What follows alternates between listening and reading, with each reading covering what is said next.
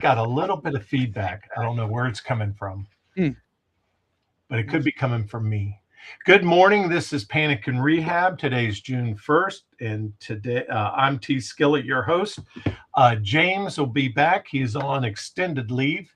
And when he's back and ready, he'll be back in action with Empty Podcast. But today we have our special guest, Big Tony. Big Tony Speaks. How you doing today, Tony? Well, I'm doing great.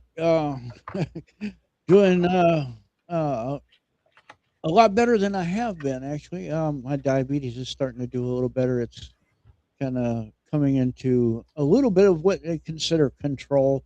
I'm of the opinion there is no such thing as in control diabetes, but what they consider in control, it's now getting a little closer to that, and feeling a little bit better. But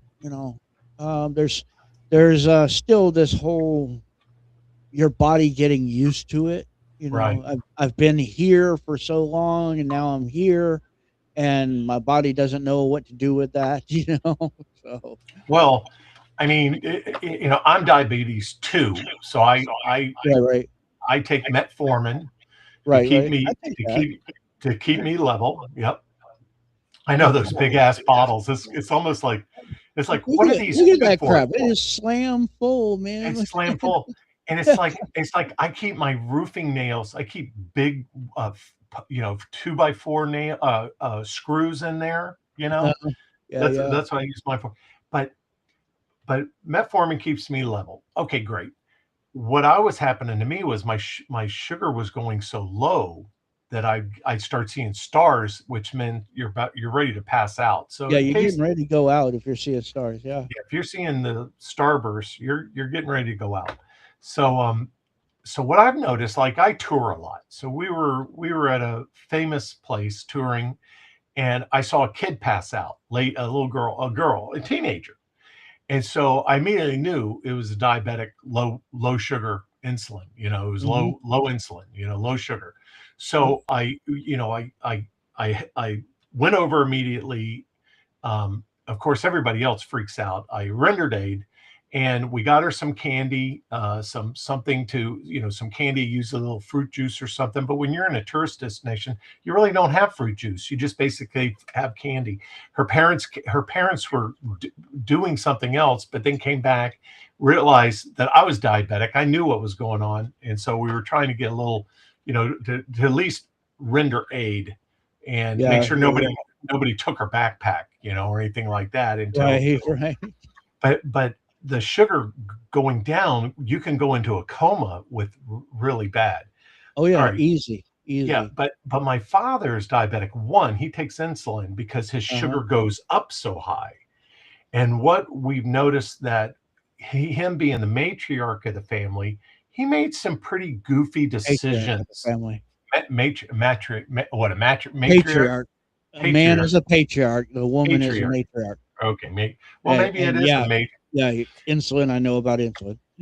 So, so over the years, our patriarch, our matriarch. No, what is it again? Patriarch. The man is the patriarch. The woman is Patriarch. a matriarch. All right. So our patriarch was making some pretty stupid decisions, right? Right.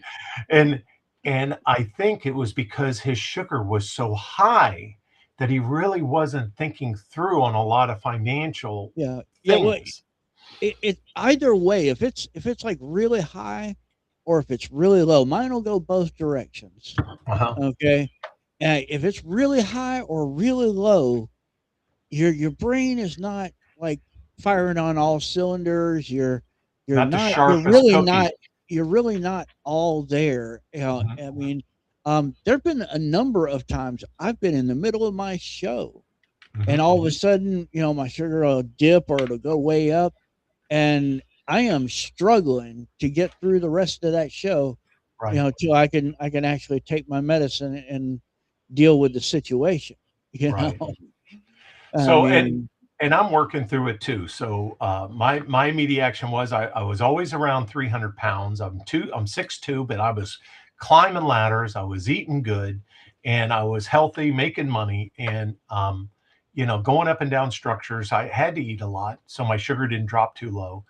And so then they diagnosed me with diabetes, and so they said, Tim, you've got to lose this weight. So I've gone from 300 to 245, but Right, right. my goal is to get down to about 200. But I'm 6'3". I mean 6'2", Yeah, 6'3". yeah, My dad's 6'5". His dad was even taller. I mean, they called him Big Sid because he was so freaking big. He was just a giant of a man in Orlando. right, right. So I was supposed to be 6'5", but I broke my back in junior high. So I mean, there's certain Yeah, things yeah, during growth spurts during your growth period that if you break your back, you're not going to be as tall. You know what I mean? So I don't yep. mean to say that, um, but anyway, I'm not as tall as my 6'5" dad, who he used to fly, and they called him Cowboy, and he was skinny as a rail. And how he would fit into those damn airplanes, I have no idea, man. He would crawl into those things and crawl out of them, and he had a cowboy hat the whole time, man. He was called Cowboy. That was his nickname. So even now, I take him to these doctor's appointment at 94, and I go, "Come on, Cowboy, we're going now." And he gets to get up and start moving. It's crazy. All right, so Right. this is our show, Panic and Rehab, and I'm here with Big Tony of Big Tony Speaks, who has his own podcast. And these are kind of fun because I think Tony and I are both historians. We kind of like to learn things every day, kind of cool. And that's what this whole show is about. It's called Panic and Rehab, and it's non-political. It's to go over things that are non-political, history of events, and kind of give everybody a break from Yeah, the that's day the to way I day. like to. That's the way I like to put it. Is it's a break from all the political BS. Politics has pretty much permeated every part of our lives, and we had to have Something some little little, break, little relief right? from all of that. Exactly. So So, so we're going to do observance today. Uh, is today's observance is World Reef Day, and this is where we try to save the ocean, which we don't have any control over the ocean. The ocean is what, 90% of the world, Tony, or 80% of the world. yeah, it's like 80 something percent. Yeah, Uh, and for since civilization was originated, we've been throwing our crap in the ocean. We've been throwing our trash in the ocean. In California, in New York and California, they put all their trash on a barge, go out into the ocean about and 30, just 40 dump it. miles, and dump it into the ocean. You know that? I mean, since the day is long, right? Right, So right. so now they have Reef Day. And the reason they need World Reef Day in clean reefs is because of plastics.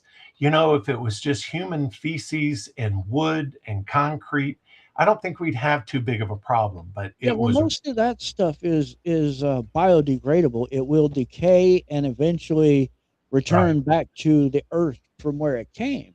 right, Plastics are no such a critter. right, I and mean, and rubber. You yeah, know, rubber, plastics, all right. these synthetic things these man-made things. Hmm. We it just will not it will not decay and return to the earth. So you Yeah, know we have to and figure out something to do with it. that's right. And that's what's kicking our butt. The plastic. Now I understand plastic bags at the grocery store. I understand that everybody wants to take their own bag to the store. Well, if you put, I'm just going to be honest with you. If you take your bag that you take to the grocery store every time, and you go to the store and you buy raw chicken, and the chicken juice gets into that bag, sooner or later you're going to have a health issue with food that has come into contact with that rancid juice in that bag that you bring from the grocery store. So do yourself a favor. Anything raw like that, wrap it up in plastic. Use the plastic bag at the grocery store, put it in your bag. So now you're double bagging stuff, and bring it out to your car so you make everybody feel good. But in the end of the day, dispose of the plastic bag like you're supposed to. Don't let it get into the ocean. But keep yourself safe at all times, because there's nothing worse than getting food poisoning because you use your own bags to go get raw chicken. You know what I Right? mean? So I mean, just use a little common sense. But today is National Reef Day, and save the reefs, save the ocean, which I'm all in favor of. Also, today is National Parents Day. Happy parents, and we need more parents. But Yes, it's we no do. Yes, we do. it's no surprise that we used to run our families with one person working, and that person's paycheck paid for all the housing, food expenses for the family, and the mother took care of the kids, raised the kids at home. But then everybody decided that we needed more money, more currency, we needed more taxes, so they decided to talk women into working full time too. So who gets left out? The kids. And the kids have to be taken care of by somebody. So they get put into public daycare systems and public school systems and pre-care school systems. And if you haven't noticed, that parents are pulling their kids out of public school systems and preschool systems is because you got some crazy teacher um, brainwashing your kids with all their liberal bullshit. So anyway, it's National Parents Day. I love good parents. I think my dad and mom were good parents. I know I was afraid of my mom and dad. My mom would spank us faster than my dad would. My dad always had a way of looking at you that made you feel like you really did something wrong, and he was disappointed. But what kind of corporal punishments did you get, Big Tony? Well, um, I was raised by my grandparents, Mhm. and I will put it like this: my grandfather invented behind the woodshed, if you know what I mean. That's right. Because he didn't want your grandmother to see what the hell he was doing back there. Well, I would get whoopings, you know, not a beating, Right, but also not your typical spanking. right, I would get a whooping, right. and that was what they did behind the woodshed, is that was where you went to go get a whooping. Now ain't nobody wanted to go get a whooping, but sometimes, you deserved a whooping. Oh my You God. I so I deserved everything I got. My dad was raised in Orlando by Big Sid. Big Sid was a professional baseball player, and then his father and his dad was a banker. And he came back and had a semi-pro team in Orlando called the Orlando Twins, and it was part of the Grapefruit League. I'm sure you've heard of it before in Florida, the Grapefruit semi-pro baseball system. And he was a catcher. So Big Sid was a catcher, and just loved baseball, and was really good at it. Big guy, big.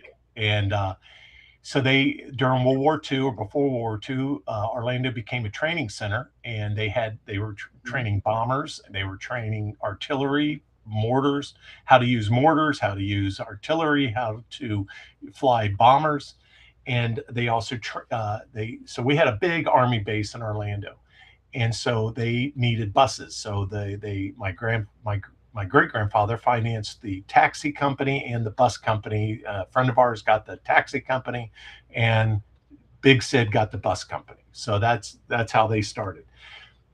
I know my dad uh, got got corporal punishment, and then when he was so bad that they sent him to military school in yeah. Chattanooga, Baylor High. He went to a military high school called Baylor in Chattanooga. Yep, yep. And then he went right into the army after that. Of So course. my so when he would punish us, he just didn't punish all four kids or one kid at a time in front of the other three kids. He would punish all four of us, no matter what anybody did. We all four got the same punishment Everybody got it equally. Yeah. equally. So there was no giggling or you did bad and I'm a good kid and I did that. It was all self-governing of the four kids by the four kids. Well, You it know what gave you I'm incentive to keep each other straight. saying? Right. I mean, you didn't wanna get whooped, so, you keep your other siblings in line, and they would do the same, Yeah. you know? And and I will say that we worked as a group. So if we did something bad, we did it all together. So if we borrowed the car at 11 o'clock at night to go for a ride in the orange grove, all four of us were in that car in the orange grove. Or if we or whatever. So anyway, so don't be afraid to discipline your kids. Don't be afraid to be a good parent, because your kids will remember that for the rest of their lives. Right, right. Yeah, and and and they I look back appreciate it. I look back and, as you said, about your discipline, I deserved every lick that I got, And, and let me tell you, some of the whoopings were pretty darn severe. I'll put it like this, I failed PE 4 years in a row. You Didn't know, like taking showers, huh? Didn't like taking showers with the did boys. didn't want to dress out because Sure. of the, wounds that were left from the Oh, whoopings, oh, okay? can imagine. And, so I failed PE 4 years in a row, and, you know, that didn't stop me from graduating high school. I just had to make up the credits. Right. Yeah. But I actually, I deserved it. I got to the point where there was a point where I actually didn't feel the whooping. You know, Mm. I got a whooping one time, which this actually made the whooping even worse. Um, where I was getting a whooping, and I he took a pause, and I looked at him. I said, "You done yet?" You know, Yeah. and yeah, that made it that much worse. But I I had things to do. I mean, I don't think I ever said that to my dad. In fact, I know I never said that to my dad. So yeah, I can imagine. But he was pretty cool. My dad was pretty cool. They he liked to tinker with stuff. So there was a water fountain called a Halsey Taylor. Remember Halsey Taylor water fountains? That's what the name of them was. The uh-huh. guy they had a chilled water, and in the water cooler was named Halsey Taylor. So when I was growing up, he fixed up a Halsey Taylor that somebody was throwing away. A company was throwing away. Picked it up and fixed it. Got it fixed. Had to do a little soldering on it, fixed it up, and put it outside our house in Orlando. And so that was the watering hole for all the kids in the neighborhood. If they wanted a Mhm. cold drink of water, they came over and met with Halsey Taylor. Right. So No, it was, we had a hose. yeah, hose. Well, we had hoses, but hey, cool water was a lot better than a hose. Okay. And Yeah, so we didn't have that. We had a hose. so everybody laughed when I knew exactly. I said, "Where's the Halsey Taylor?" Every time I go to work, and I'd say, "Where's the Halsey Taylor located?" And they're like, "What the hell is that?" I'm like, "The water cooler." And then after a while, they'd come up and they'd go, "How did you know the name of the water cooler on the outside of it was Halsey Taylor?" I'm like, "Because, duh, Right. it's a Halsey Taylor." Who wouldn't in Florida when it's 110 degrees? Who wouldn't know the name of a water cooler? So anyway, but he did nice things for us too, and the kids really respected that. You had to be good around Mr. Swope, or you didn't get to drink cold water at the Halsey Taylor. So how about See, that? So our relief from the heat was, we had an ice cream man.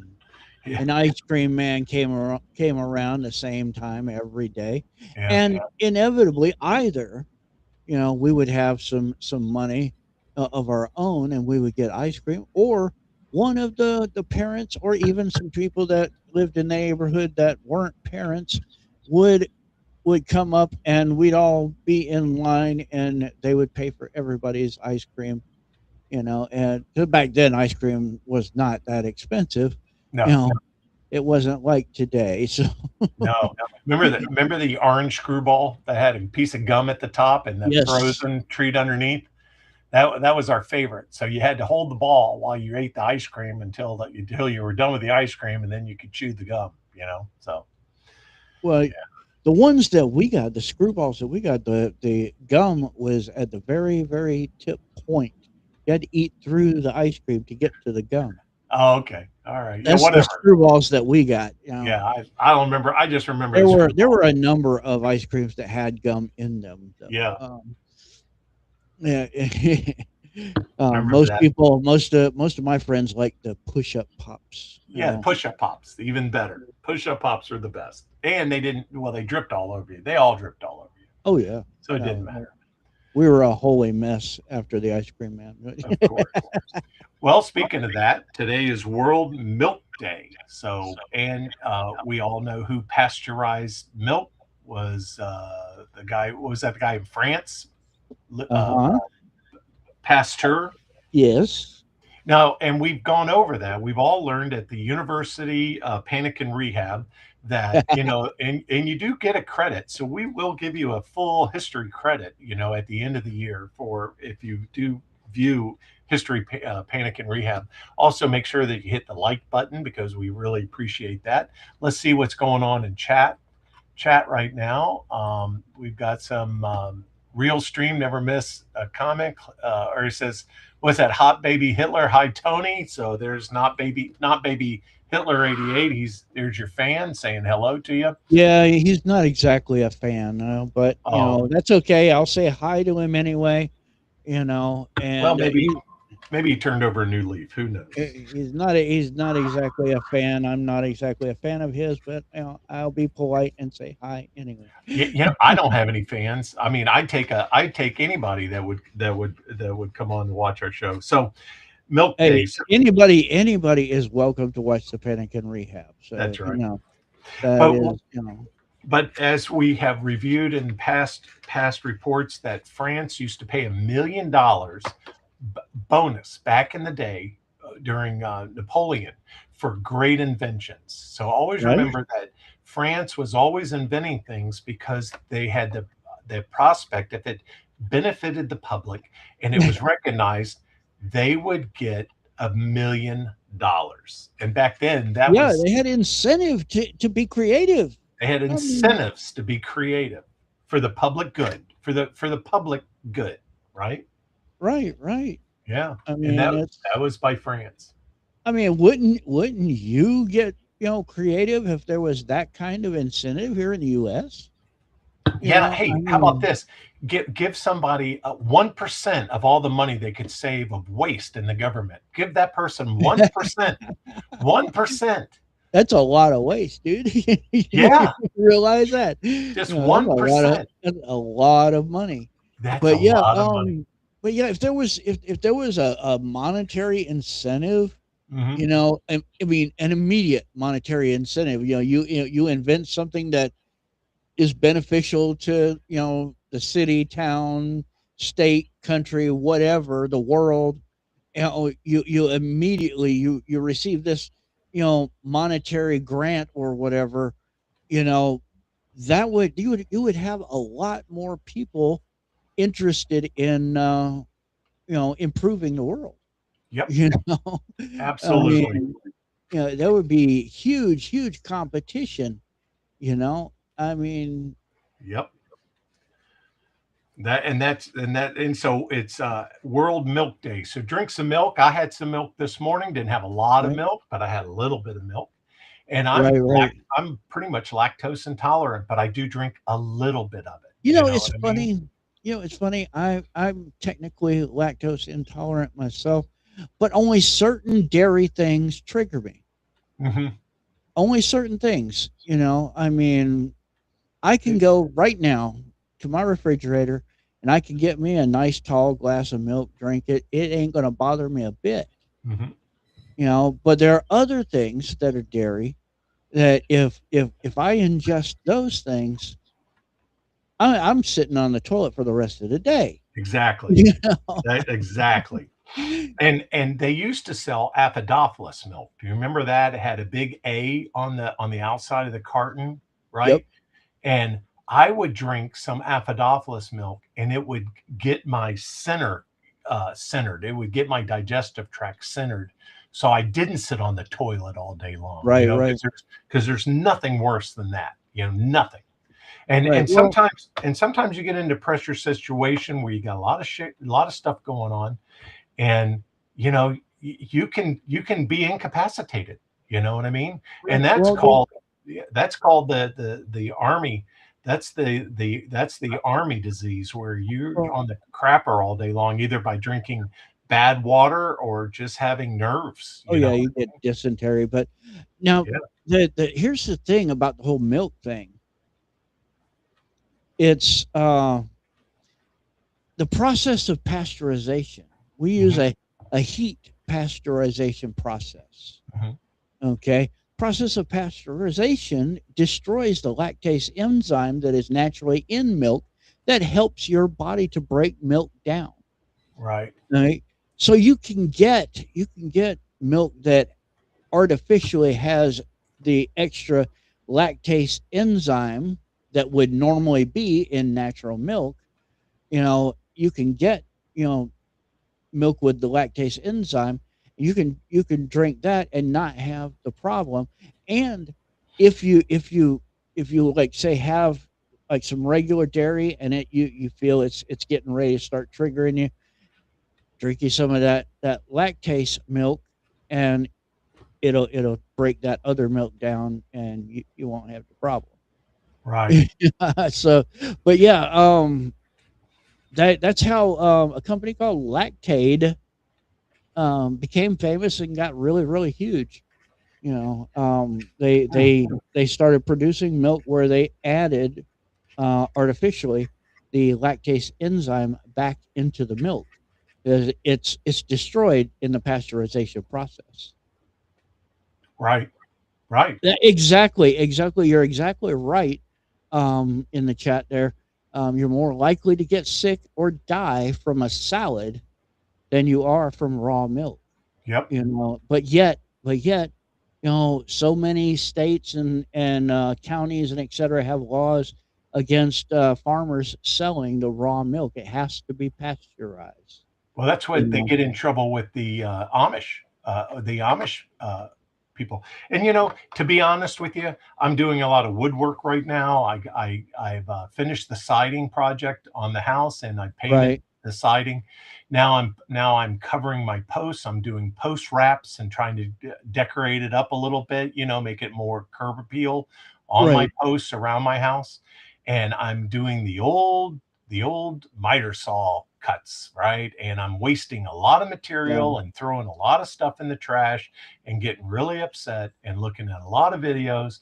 So I take my hat off. I take my hat off to the workers of America and the craftsmanship. And Yeah. when you think about craftsmanship, you think about, who do you think about? The Amish people, right? Right, right. And, Oh, they're expert craftsmen. And expert, little advice. You're cutting miters. Miters aren't measured the same as if you were just cutting a regular piece of wood with a straight cut. You need to you're wrapping posts. You need to measure from point to point, not from your corner to corner. right? So, So you say point to point. There is a big question mark on my head going, what's Tony talking about when he says point to point? I could demonstrate it easier than I could explain it. I know. Uh, See, that's the thing. So it's like so now I am now just going to build my miter cut box by itself and staple together the three sides and then put it around the post and then staple the fourth one in and be done with it, because I am done with all the pencil marks and this and that. yeah, you And want when you're doing your first cut for your wrap on your posts, you measure you'll actually measure to the inside, which is to the actual dimensions of the post, but then you're going to be cutting at an angle. right. Okay. From then on, you're measuring from point to point all the way around your wrap. See, the point is still a question mark. I don't understand what you're saying about the point. It's your new corner that you're forming. Right. See, From when you point, when oh, from point to from point. point to Oh, the point, point of the edge. Right. right? From your Yeah, see, new, that's what, and I'm cutting them too short. That's the problem. I'm right, throwing away a lot of material because I'm not going over a little bit. And right. I'm trying to just Tony, I'm trying to get to where do you take the two pieces and line it up so the thickness of that is I don't know. I don't know. Hey, here's the bottom line. I don't know what I'm doing, Right. and I'm too freaking cheap to hire a carpenter to come over to do a little job of Well, some well, aesthetics. you be patient with yourself. Yeah, Take your time. right, Measure twice, three times, four times before you ever make your first cut. right. Make sure, and learn to visualize. That's something that helped me a whole lot with woodworking is learn to visualize, the dimensions and et cetera, the things that you're trying to create, and it will help you so much in figuring out what you need to do to make it work. Oh That's the yeah, whole because point is you're making it work. yeah, because I got called this morning at 5 a.m. if I could fill in for James this week, or fill in for James this week, and I said sure because I'd already had my rope Yeah, outside I don't know ready. nothing about that. I had my rope outside ready to in do my own little service that my own little rope trick. Anyway, today's we're going to go into famous birthdays, and today's Yeah, birthday. hey, real quick, I saw your list there that you sent me of today's birthdays, and when I did research on today, there was like 60 Oh yeah, birthdays for today. I was like, is he going to do all of those? But then I saw the list. no, I'm like, okay, we're going to do just these. Okay, yeah. we'd be See, here for the next 2 hours if we were actually going to do all of them. oh, I know. We're finally out of May. Okay, so let's think about this. What if you're a Catholic? Basically, you can't make love like 1 month out of the whole year. It's like such a religious holiday. It's like so many different things going on. Like I was listening to this Catholic family talk about sex, and basically they can only make love like on Monday, Tuesday, and Thursday. I mean, it was like who the hell makes love on Monday, Tuesdays, and Thursdays? I mean, because you can't Well, who on the hell Wednesday, plans it? you can't Friday, you can't on Saturday, and you can't on Sunday. So it's like so anyway. And then there's like some holy month of the year that you can't make love during that whole month. So Well, so you go back and think of all the Catholics and babies that are born. They're gonna probably be a whole bunch of them born in June. So what's 9 months before June? right, right. November? What? October? November? November? Yes, I think it's like November, but you know, Catholics in general, they teach that sex is bad and dirty and all that, I'm which is which, Episcopal. which I'm Episcopal. We make love all the time, man. So which if I don't you you understand. know if you follow the Bible, period, the Bible wants you to procreate. The Bible Yeah, wants you to create a family. The Bible wants you to be fruitful and multiply. right. So I mean, I don't get where the Catholics get that whole sex is dirty and all that, Yeah. but Well, they do, they well, do. we got a good lineup today. This is Walt Whitman, born in 1819. Born in 1819. This is the coolest dude who was an American poet, and he would really think about things and think about the beauty of things. And I put together my backyard. I basically swim in the afternoon because it gets so hot.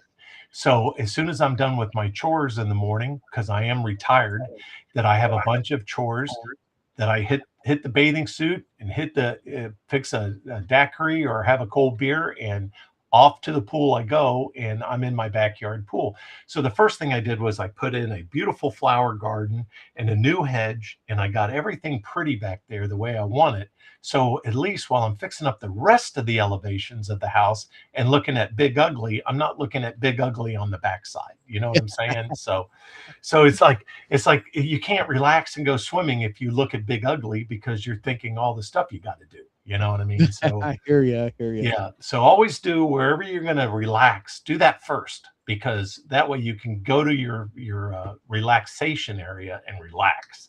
So Walt Whitman talked about that. He wrote poetry about flowers and about forests and gardens, and he was very good. Now, for some reason, every retiree in Florida, this is me. This is how I'm going to look when I'm retired in Florida. Most retirees in Florida decide to go the Walt Whitman look. You know what I mean? And so please leave the Walt Whitman look to Walt Whitman and try to look yourself like you've looked all your life. Okay. So leave the look to Whitman, all to Whitman. That's all I have to say. What did you Oh, know? well, Have you ever read very much of Walt Whitman's poems or anything? not really. I was some, but not really. Not really. I haven't really, dove into his work or anything. But I mean, I've read some. I mean, I'm a pretty well read individual. I've read a lot of things that a lot of people wouldn't think that I would even be interested in. I've a few times been published myself, so Yeah. What, in fact, I was published back in whoa, 1989. Yeah, 89. Um, Same year I graduated high school. I was mhm. published in a collection of local to my area poets. Uh-huh.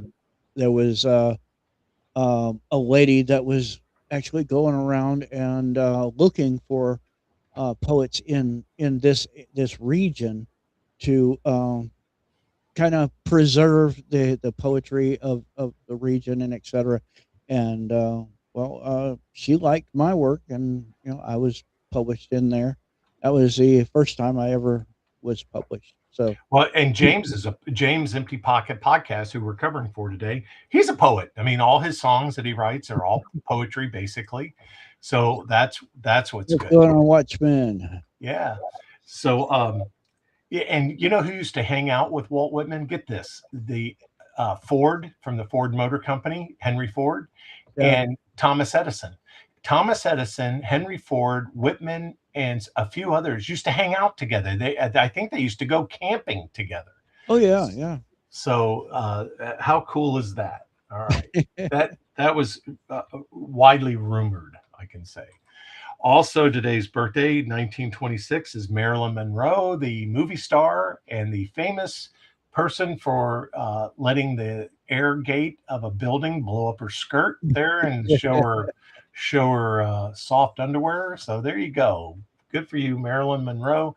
And she was a trendsetter. She was married. I don't know, half a dozen times, and Yep, yep. yeah, married to Joe DiMaggio, the baseball player. She's a writer, screenplay writer.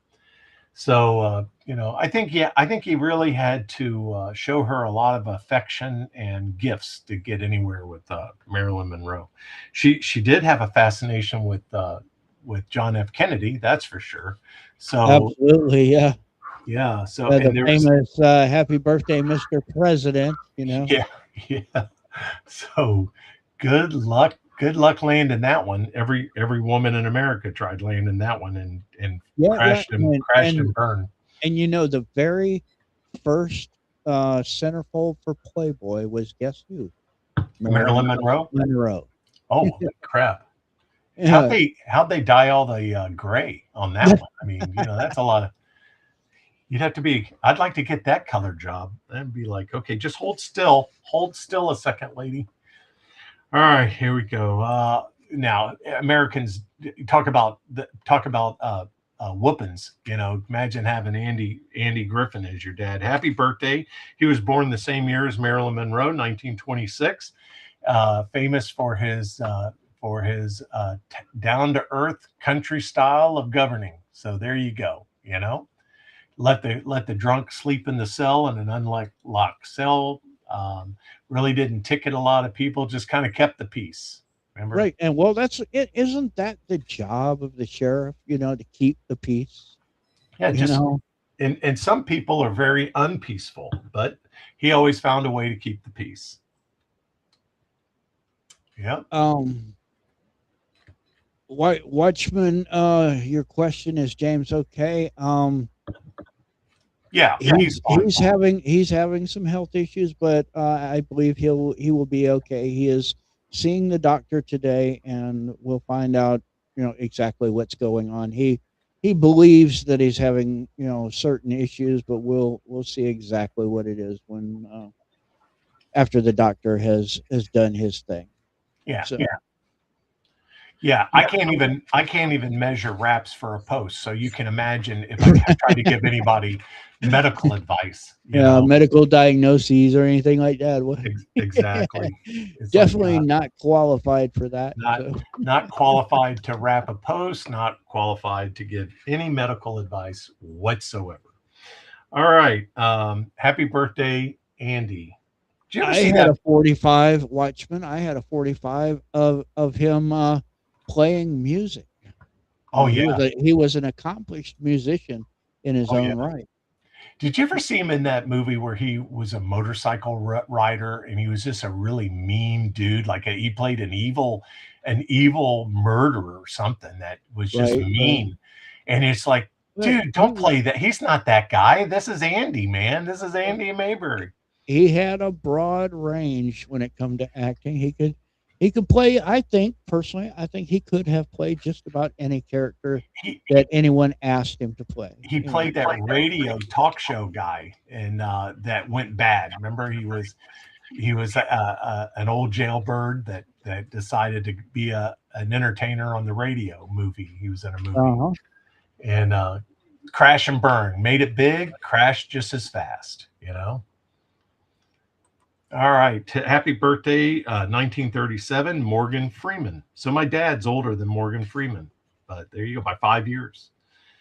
Yeah, Morgan Freeman, and I liked him in the movie where they played the Civil War, where he was in the Black Regiment. Right, right. Yeah, yeah, and then Yeah, and let's see. he is a very very well educated man.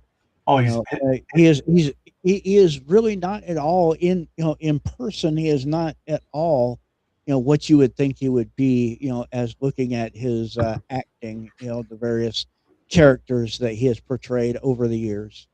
oh You yeah, know, so I mean but he is extremely well educated and he is a deep thinker.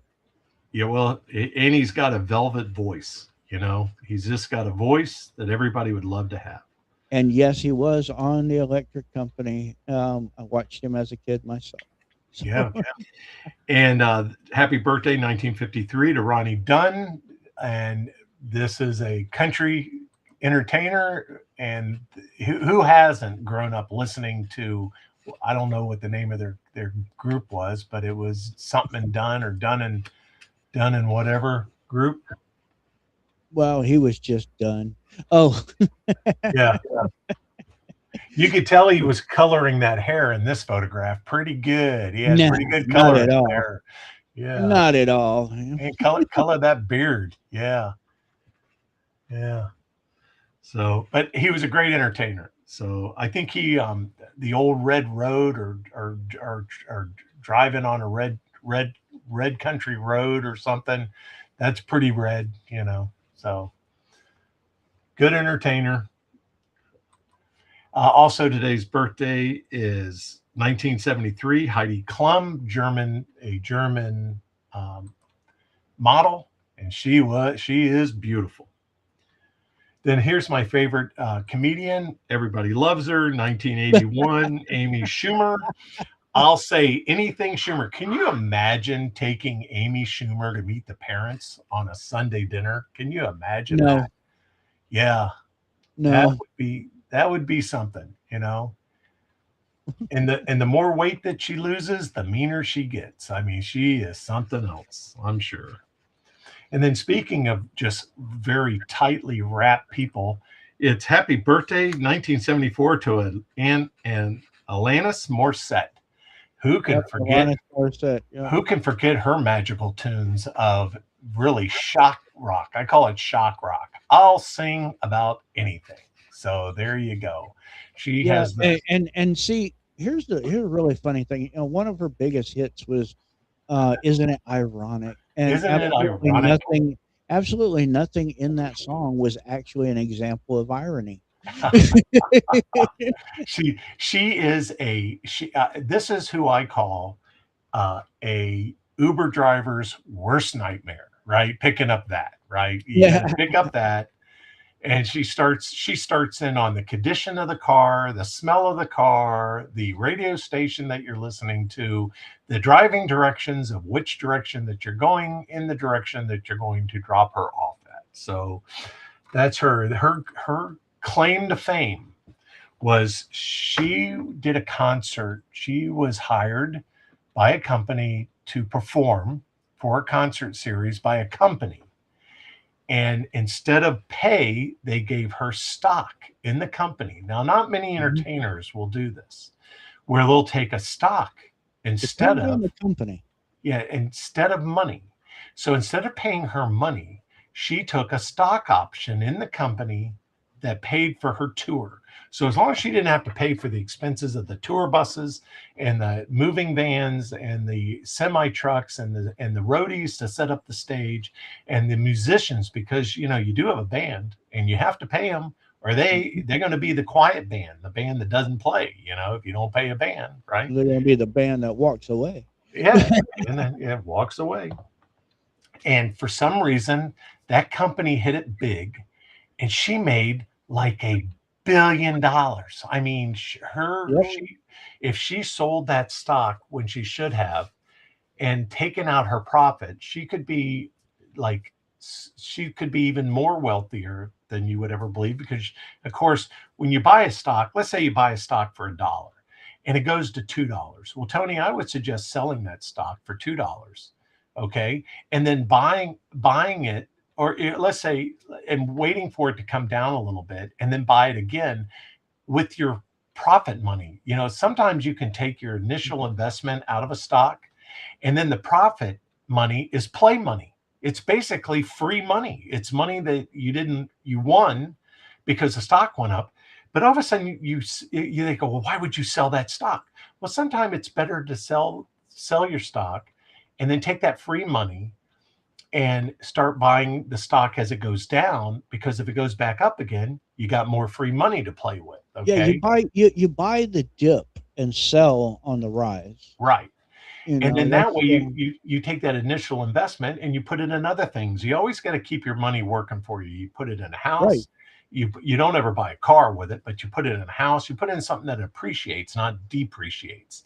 And right. you get in the market, you get out of the market. You get in the market, you get out of the market. You trade, and sometimes you win, sometimes you lose. But Morissette won, and she Oh became yeah, instantly wealthy overnight. When I say overnight, she was like a lottery right. winner. Literally. Yeah. So good for her. Hadn't really seen much of her lately, but she will sing about anything. And going down on someone in a movie theater, I think that was one of her lyrics. Yeah, You it know, was. yeah, it was, right? So just think, I always warn people, if that's the song that everybody loves to listen to you sing and you want to make a living, you have to sing that song every day. So you're singing that song in front of people every day. So kind of be careful of the lyrics about going down on a dude in a movie theater, if that's going to be the song you're going to sing every day for the rest of your life until you decide you don't want to do it anymore. Okay. So that's all I suggest. That's all I recommend. I just recommend that. You know, recommend. Wait, would you rather be like swinging on the porch swinging and play that song every day, or singing the song about going down on somebody in a movie theater? I don't Yeah, know. I'd rather be the guy swinging, that who hasn't heard that song every day on the radio stations. right, right. I want to be swinging, or Alabama. Is it Alabama? Was it? What's the song you hear every single day? Sweet Home Alabama. I think that's played Leonard more Skinner. Yeah, any song ever known to man. Sweet Home Alabama. But you better be enjoying that song every day, right? So, All right, so also birthdays today, 1947, Ronnie Wood. Who doesn't know Ronnie Wood? Ronnie Wood, his young and his old. There you go. Still playing the same tunes. But he was a member of Faces, you know, the band Faces Yep. with Rod Stewart. And, and you don't tell Ronnie Wood what to do. That's all I can tell you. Rod Stewart would tell Tony Wood to play a song faster or slower. And if you did that, you may get the opposite. So I think Rod Stewart would have to fool him and say, "Hey, Ronnie, why don't you play the song slower?" when he wanted it to be played faster, and then watch Right. what Ronnie Wood would do. Right? Yeah. Use reverse psychology. Yep. Yeah. And as soon as Ronnie Wood realized that, I'm sure he played it so slow that it was painful. You know? Right. Right. Right. Well, I mean, the greats, especially back in the day, they knew they were great. Oh, they were. You He know, played. He played they this metal guitar, metal kind of a banjo or a metal guitar that was had an incredible sound to it that really made him. For well, me, it they made. were those people, Ron Wood and Jimmy Page and all of those guys back then. Oh, They Jimmy were Page. they were the people who were creating Right, right. the effects, the sounds, the styles that that you went on to hear from bands that descended from them. Right, right. I mean, Ron Wood most definitely, just like Jeff Beck, Jimmy Page, all the greats, all the way even back into the blues, Yeah, BB yeah. King and Muddy Waters and Howlin' Wolf and etc. You know, all these greats were creating Which, later sounds. They're creating the techniques and the equipment. Literally, some of them actually invented some of the equipment oh that yeah. is still being used today. Oh, but like Boston, how to make an album with one person for Boston. Right, right, He fooled the music industry because he was one person that made Boston. I mean, yeah, it was like, how do you show up to a concert and do that? I mean, it's kind of like, but he fooled the industry because there was no band. It was one guy, Boston, right? One guy. right, right. Um, did uh, did you ever hear the story about Keith Richards Heard and a lot of stories about Keith Richards. yeah, did you ever hear the story about Keith Richards and who's the guy that would do the duck walk? Black entertainer did the duck walk with the guitar. Oh, Chuck Berry. Chuck Berry. Did you ever hear the story of Keith Richards and Chuck Berry? I may have. All right. Chuck Berry was famous for you had to hire Chuck Berry to play at a concert. He didn't put on his own concert. So the concert people had to put on the concert and hire Chuck Berry. And they had a backup band. They had a band for him, but they were just buying Chuck Berry. Okay. He would show up with his guitar and an amp. All right. And if you wanted a louder sound, you had to have your own amps. Okay. He'd plug into your amps. Okay. But you had to pay him $10,000. Okay. It was $10,000. You got Chuck Berry, right, to play a couple of his songs. Okay. Great. All right. So Chuck would show up he always drove around a station wagon, had this station wagon with his guitar, show up at a concert. You got to pay him the 10 grand. He don't go out on the stage until you pay him the $10,000. Okay. Right. That's just how it is. Get paid So up front. get paid up front. So, I so mean, back when I for a long time I had a tattoo shop and I had a sign in the shop said payment in advance ensures quality work. that's So well, yeah, so Keith Richards, not too many people knew who Keith Richards was, but Chuck was just a good old boy, and he played great. And Keith Richards was looking at his guitar. He opened up his case, and he was looking at Chuck Berry's guitar. Mhm. And Chuck Berry went over and hit him right in the face. Did you ever hear that? Hear about that? And he said, No, I "Boy," hadn't heard about that, but yeah, he said, I "Boy, can see it. get your cotton picking fingers off my guitar." I mean, and believe me, you know, that was probably a very expensive guitar for Chuck Berry. You know, Well, a you lot of know, these you guitars cost y $80,000. You have no idea that these entertainers, their equipment that they've custom made or had made or have that sound yeah, well, cost lots of money. you develop a relation no matter how much or how little your instrument costs, you develop an intimate relationship, and I don't mean like some perverted sexual thing. You Right, develop an intimate relationship with that instrument. It becomes literally a part of you. I mean, BB King had Lucille, right. and Lucille disappeared for a long time. You know, later on, years later, some kid got a hold of Lucille, had it. It was in very, very bad shape. He had the guitar completely repaired and restored to its original, greatness. He brought it back to BB King and says, "Here, this belongs to you." Didn't ask for a reward of any kind, but he brought it back to him, and it was like it was like being reunited with a long lost relative. you Sure. know it was kind of an amazing scene played out there. Oh, I'm sure Chuck Berry thought a stagehand hippie was trying to steal his damn guitar. Is what he probably thought. Right, He's like, right. because, but so anyway, that's an old story. All right, so happy birthday to Ronnie Woods. One of the stories, Ronnie Woods was in Brazil on a boat. Most people have yachts. He had a speedboat, but it was as big as a yacht. It was about a 70-foot yacht, a 70-foot speedboat. Sea Ray used to make bigger boats. Remember how Sea Ray made the bigger boats? That Mhm. was, you could get up on a plane and do 20, 25 miles an hour in them instead of puddling along at 6 or 7 miles an hour. Okay. Right, right. So that wasn't Ronnie Wood's style. So he had his family, he had his wife and kids on board his speedboat, which was like 70 feet. It caught fire one day and they all had to jump off of the speedboat to save their asses. So believe me, it Yeah, happens. And I've that's seen a, those things blow up, man. yeah. And they were jumping for their lives to get off of that boat. All right, so today in history, in 1495, a batch of whiskey was made for Scotland's King James IV. And here's a picture of King James IV of Scotland. So Yep. there's his jousting pike that he had. So you can imagine that he also liked his whiskey. So that was what Scott doesn't like his whiskey. So 1495, a batch of whiskey was made for Scotland's King James IV. Probably that's how the whiskey was made, June 1st. All right. And on 1813, you've all heard of the War of 1812.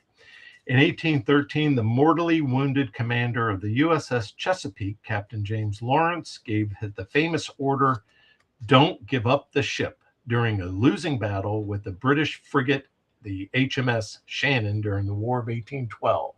Right. And that's when these guys used to fight to the death. Like we did last Thursday's show. We showed you about how the English smaller sails frigates um, got in battle with the giant Spanish galleons and beat their ass you don't play with the English. I mean that was their homeland. Their home field was the ocean, right? Their home field was the ocean.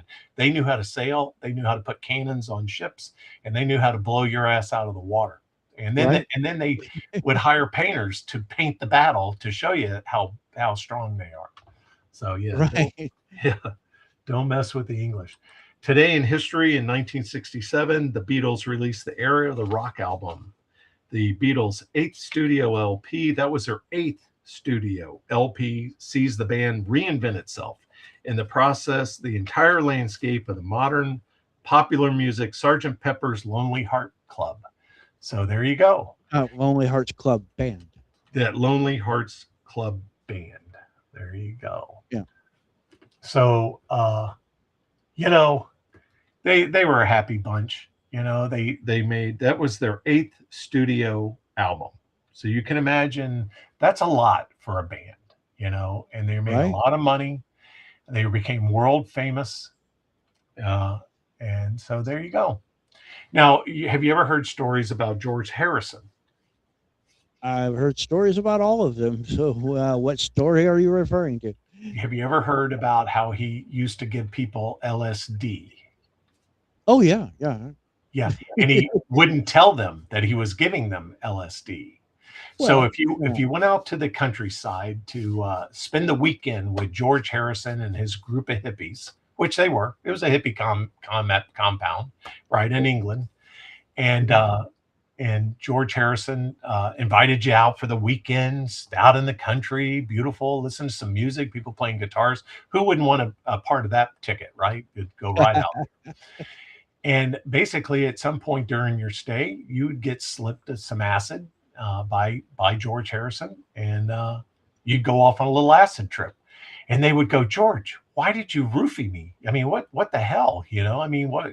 Why did you give me acid?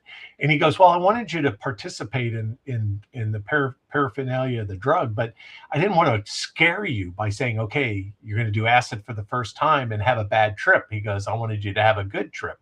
He Yeah, invented have roofing. fun. Yeah, George Harrison invented what we call roofing, right? Well, it wasn't exactly roofing, but it was, it was kind of similar to, way back in the day, you go to certain bands concerts, and as you went in, they would put a stamp on your hand, in case you went out to your car and you could get back in. Well, that stamp was laced with acid. Oh yeah. But the thing is, you knew just by the nature of going to that concert that you were going to be tripping. You know, at Tripping. at some point, at some point you were going to be tripping. I mean, I've been to those concerts, and people were passing around, joints, bigger than like three of my fingers, Oh yeah. and I mean, just freely passing around, hundreds of them everywhere. It was Everywhere. clouded in there. You didn't even have to be smoking to get high. But No. as you went in, you would get that stamp, and it wasn't just a few minutes later, and you started feeling it. Oh You yeah. know, you know, and What the stuff now is you watch the lightning come out of your finger when you're just doing this. You're like, but I mean, woo. acid today isn't the same as acid was way back then. Um, it's a whole. It's actually a whole different critter, whole different recipe. So I, I have enough natural enjoyment that I really don't need drugs. Okay. I don't, I laugh and I enjoy you myself know, and I back in really the don't day, need, I don't need, I did drugs to get high, and now I take drugs to not get high. right. So, yeah, I can't imagine me taking acid. I don't think I'd be here today if I really was doing that. So yeah, I was lucky. My older siblings, I was the youngest of four, so I was a '60s, 1960 baby. So I watched the hippies ahead of me, the hippies above me. Okay, the older hippies, and I got to watch them and their life and the way they crumbled. So I was like, I don't want any part of that. So I was lucky. I was an anti. I wasn't like a mean redneck. I understood it. I was, a lot of them in my family, but it was kind of like, nah, it's not for me. So Right, right. so that's cool. All right. So the hit was the Lonely Hearts album was a hit smash, a revelation for critics, and decades later, many can still recall the work of art in that album. In 1980, well, we just talked about it this morning. We live in a 24-hour news cycle. I think sometimes they invent news just to put on there, kind of like, CNN does. oh yeah, of course, They've been caught numerous times actually creating news that was not even really news. You right. know, I mean, So, so this all started in 1980, CNN, right? And yeah, well, there you go. And yeah, and we just talked about the founder of CNN who just passed away. So, or his death, right? All right, June 1st, 1980, CNN signed Lit Up for the first time at headquarters in Atlanta, leading about a story of assassination attempt of civil rights leader Vernon Jordan, founded by businessman Ted Turner. will go on to shift the TV news cycle from 30-minute nightly newscasts to 24 hours, 7 days a week. Um, June 1st, 2009, the American car company American Motors files for bankruptcy. Now, uh, General the Motors. General Motors. What did I say? You said American Motors. That's a whole different company. Oh, that was a whole different company. AMC. I used to own a '69 AMC Ambassador. So Of course. that was Listen, an old police car, by the way. yeah, I loved American Motors. My Yeah, dad loved American Motors. My I dad picked bought my dad bought my oldest sister a Gremlin for her graduation present. right a old AMC Gremlin. Yeah, And but she yeah, cried. She cried her eyes out. She cried because she thought that was the ugliest car in the whole world. I hear And you. she was right. It was the oldest. It was It was, it was those were ugly cars. I will admit, but yeah, the AMC Ambassador, the one that I had, it was an old police cruiser. I mean, right. I picked it up out of a guy's front yard for $250. It still had the bolt holes for the light bar that was on the top and Oh everything. yeah, And I mean, and there was a hole in the dash where all the radio equipment was at and everything. I mean, but I put some money into it and made it into a pretty nice car. And then a few years later, I left it sitting on the side of a highway. yeah, yeah. Well, I the night before I had gone to a party that was out in the middle of the woods in the middle of nowhere, and apparently, without my knowledge, I didn't know it had happened. Something had put a hole in my oil pan. Well, what does a car do with no oil in it, and you're running down the highway at about 120 miles an hour? Blows up. That's right. So I let it coast over to the side, got all my stuff out, called a friend of mine and had him come pick me up. I left the car sitting on. I took my tag off, everything, left it sitting on the side of the road. It stayed there for 6 months before they finally towed it away. Yeah, yeah. I mean, and see, you were able to call a friend.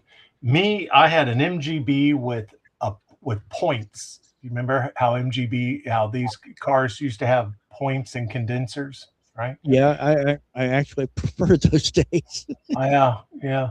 But talking about AMC had the muscle car. You're right, Watchman. For you, AMC AMX muscle car was awesome, and it was awesome. They had these bucket seats in these cars that were very comfortable and very nice. And if you sat in an Ambassador, you were right at home. If you sat in a Pacer, it was almost like sitting on a couch. They made whoever was the person who designed the seats in those cars knew what he was doing. Okay, it was almost like the bucket seats of a Oldsmobile. I mean, they knew what they were doing, right? Because that was half of selling the car was if were you comfortable sitting in the car because they knew what they were doing. Today's cars, to make them lighter and to reduce weight, they have the worst seating in the world, Yeah, especially for guys like me. So yeah, the worst. yeah, yeah. It over the years they've sacrificed comfort and etc. for Mhm. you know economics or aesthetics, or Yeah, whatever. You I'm almost ready to get a butt implant just to bypass all that because it's I don't have enough. I don't have enough cushion in my cushion. I don't have enough cushion in my cushion there. But okay. yeah. So did I ever tell you the story about AMC? So anyway, General Motors files bankruptcy in 2009. There's, of course, they're still in business, and they're not doing much better. So the government bailout of General Motors is historic. Too bad for Ford. Why can't Ford get that? Quit the government. Okay, you want to do something nice for the American people, Mr. Government, stop messing with our car industry. If you guys would stop it, we would have affordable cars. They, basically what happened to General Motors was they bought Ross Perot's computer system, right? They bought out his company.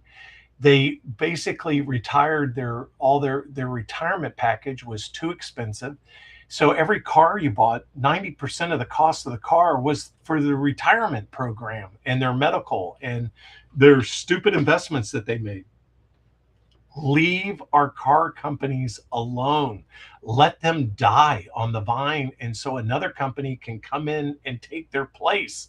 I mean, we don't need $80,000 pickup trucks. We don't want $80,000 pickup trucks. Well, the Okay. whole concept of a pickup truck was for a work truck anyway.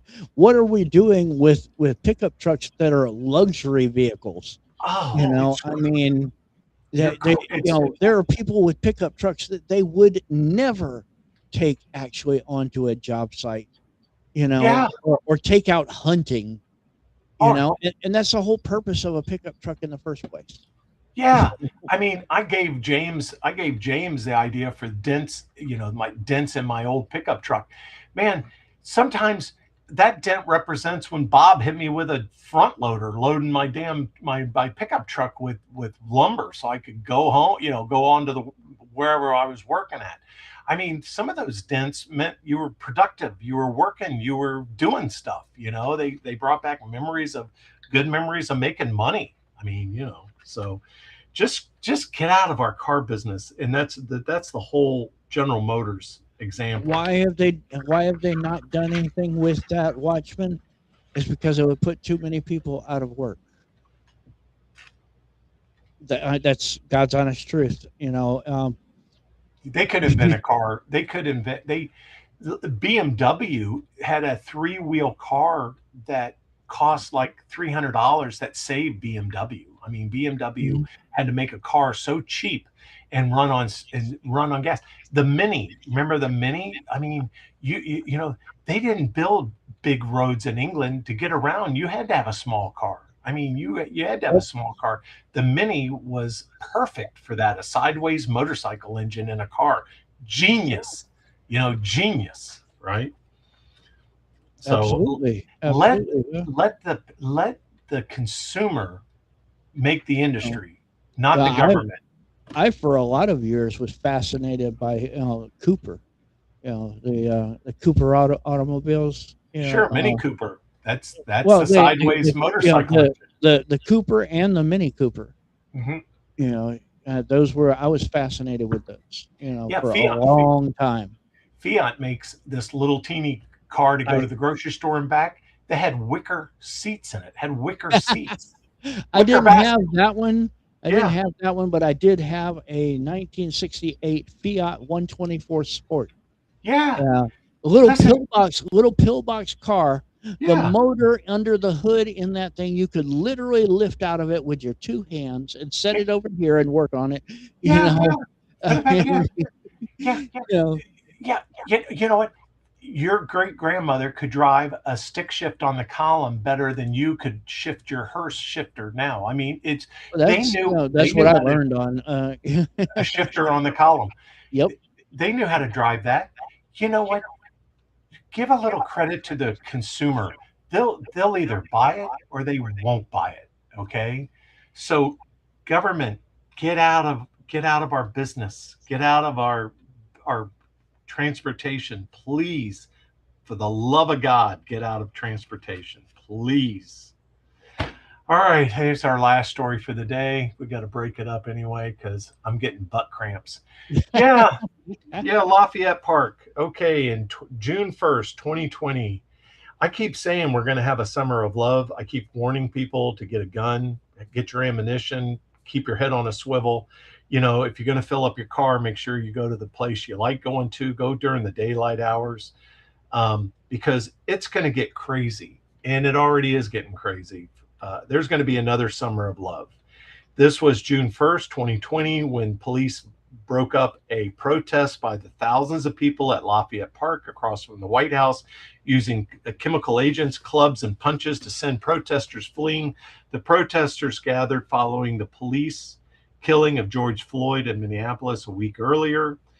Later that day, President Donald Trump, after declaring himself the president of law and order, was threatened to deploy U.S. military in a speech, walked across the empty park to be photographed holding a Bible in front of the burned out St. John's Church.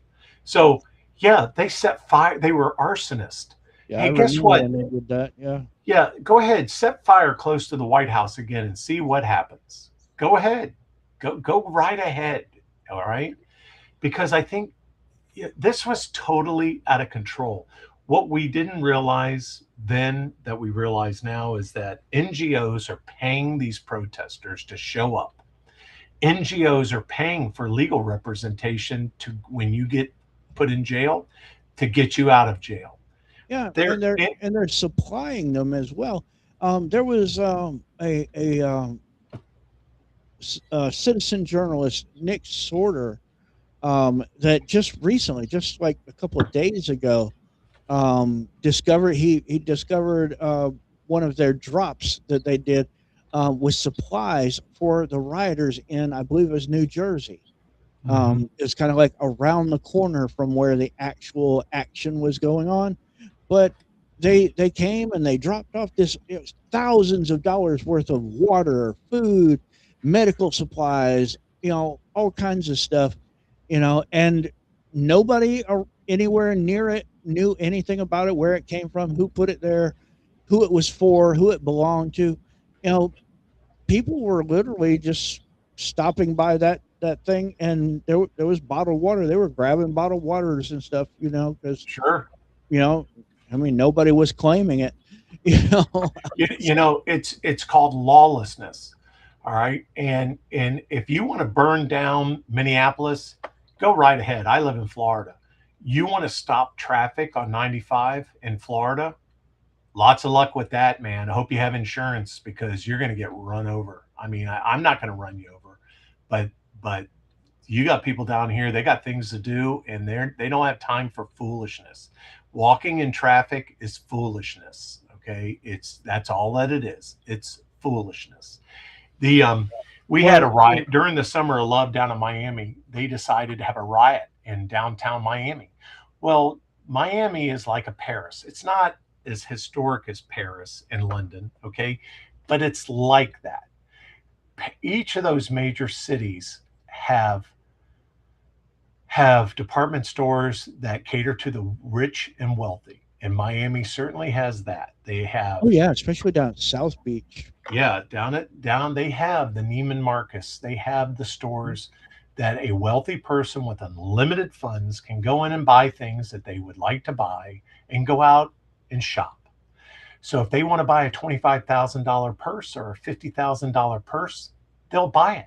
If they want to buy a $5,000 pair of shoes that's custom fitted to their foot, they have the money to do it. And there are stores that will sell it. Okay. What also Miami has is diamonds. They have the best and the most beautiful diamonds in the world.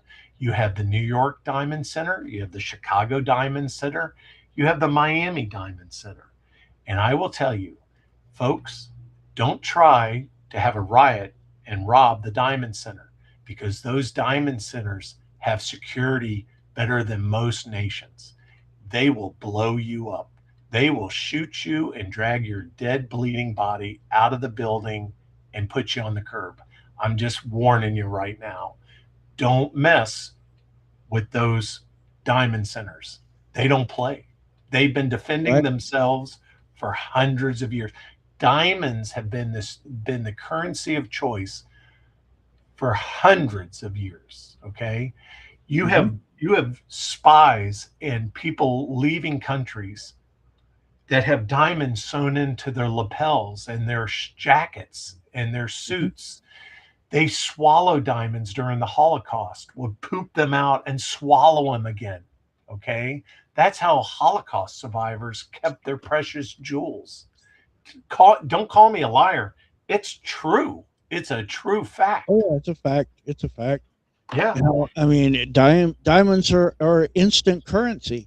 You go anywhere in the world, Hmm. and you present a diamond to a jeweler or even a banker, Hmm. and you instantly have money. Right. I mean, I it's mean, if you don't understand what pawn shops are all about, pawn shops will give you a loan when you went to the national bank and they told you to hit the bricks, and then you went to the savings and loan and they just couldn't do it, as many tricks as they can try to pull to get you money, they couldn't do it. A pawn shop will loan you the money for a percentage, for a percentage, and you give something of value to the pawn shop, like a diamond, and they give you money, and then you have so many days for you to pay back that loan and the interest, and you get your diamond back. That has been going on since the day is old. Okay. So people know what the diamond is. All I'm saying is Lafayette Park, we consider the White House and the president, whoever it is, hey, we survived 4 years of Joe Biden. We survived Obama. Yeah. And we're going to survive Trump, and we're going to survive whoever is next. Okay. But that's like our diamond. Don't have a riot in front of our diamond store, which is the White House. Okay. Whoever it is, it's just not a good idea. I mean, if I went down to say, hey, we're going to have a ride in front of the White House at Lafayette Park, you want to come down? Yeah, say, Tim, you're off your rocker. Try to check your sugar level, dude. Your brain's out of whack. All right. Because that's just not a good idea. And they need to start arresting all these people that are funding all these rioters, because they think they can go into jail and get out again. Okay. Look how long that Well, January 6th in protesters. Democrat cities, they can, Yeah. you know, and Ronan brought up a good point. Diamonds became currency because of the huge lie about how scarce they were, and his opinion is people will eventually wake up and figure out, that you can have your dead relatives turned into diamonds, because all diamonds are they're simply carbon that has been put under immense amounts of heat and pressure, Mhm. and that's how the lab grown diamonds are made. It's carbon put under immense amounts of heat and pressure. And in fact, in fact, the only difference between a lab grown diamond and an actual real diamond is the fact that the lab grown diamonds are etched with a serial number. Right, right, right. Well, I don't know if you read this in the paper, or heard about it on the news, but did you Well, hear also about? the colors that you see in the diamond are different. Oh yeah, But and that's the quality of a diamond. And believe me, go get a loop and start looking at everybody's diamond. And when you don't see carbon spots in a diamond, when you don't see the spots, that's a good clarity. But if you don't see any spots, okay, if you see a bunch of spots, that's a cloudy diamond. It's not worth as much. If you just see a few diamonds and it has a good color, that's a very expensive diamond. If you don't see any carbon dots in the diamond, yeah, that's a glass. Don't say anything, because you'll embarrass whoever gave that person glass that's calling it a diamond. Okay. Do yourself a favor, don't tell that person it's glass, and don't smash it with a hammer, because it'll shatter. Okay. So yeah, that's unfortunately, people do trick women, men that way, women that way, or stupid buyers. Go get your rings clean and you come back with a bunch of glass because you don't know what a loop is. Okay. A loop, it's interesting stuff. It's your money, be interested in yeah, it. yeah, anything and everything is assigned its value simply by the desirability of that thing. Hmm. How much people want it. Yeah. Yep. People have forever been so attracted to shiny things, colorful things, etc. You know, which is what made gold valuable, which is what made diamonds, rubies, sapphires, all of these various precious stones, um, valuable. Is human beings are attracted to these shiny, colorful things, and they desire to have them. They desire to hoard them. And that's what creates the value, the intrinsic value in that thing. You Yeah. know, Yeah. it, Well, in 2020, they had a big fire at Lafayette. They burned down the President's Church, which is St. John's Church, yeah, and that compound, and that compound's been around for a long time. You know, I've got Civil War maps of Washington D.C., which are very interesting to look at, but that's been around. So they don't need a fire in June. Okay, you don't need a bonfire in June. Um, Look at all the people there in Lafayette Park. Okay, so uh, that's that. That's Lafayette right there. Um, this is a famous park. Okay, it is a free area of Washington D.C., a common area. Um, Very famous. A lot of duels were fought in Lafayette Park. That's right. One of the famous duels in Lafayette Park was George Sickle. George Sickle was a congressman from New York. George Sickle married a very young lady in New York who was probably about 12 when she got married to George Sickle. He was, I don't know, 40 years old, 40 or 30, 30 or 40 years old. He marries this 12-year-old. Now, keep in mind that that was common in those days. That was the norm rather than the exception. Right. Nowadays, it's the exception. We consider that, immoral. Nowadays, back Yeah. then they didn't.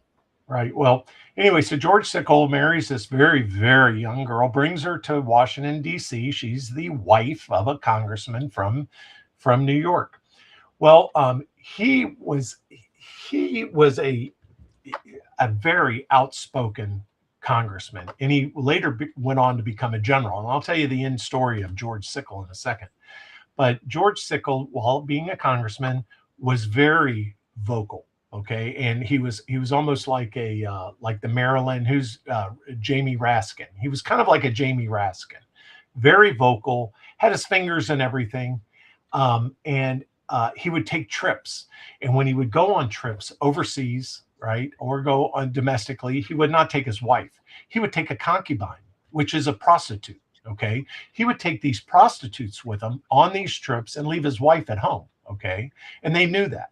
Okay, she knew that. The people in Washington knew that.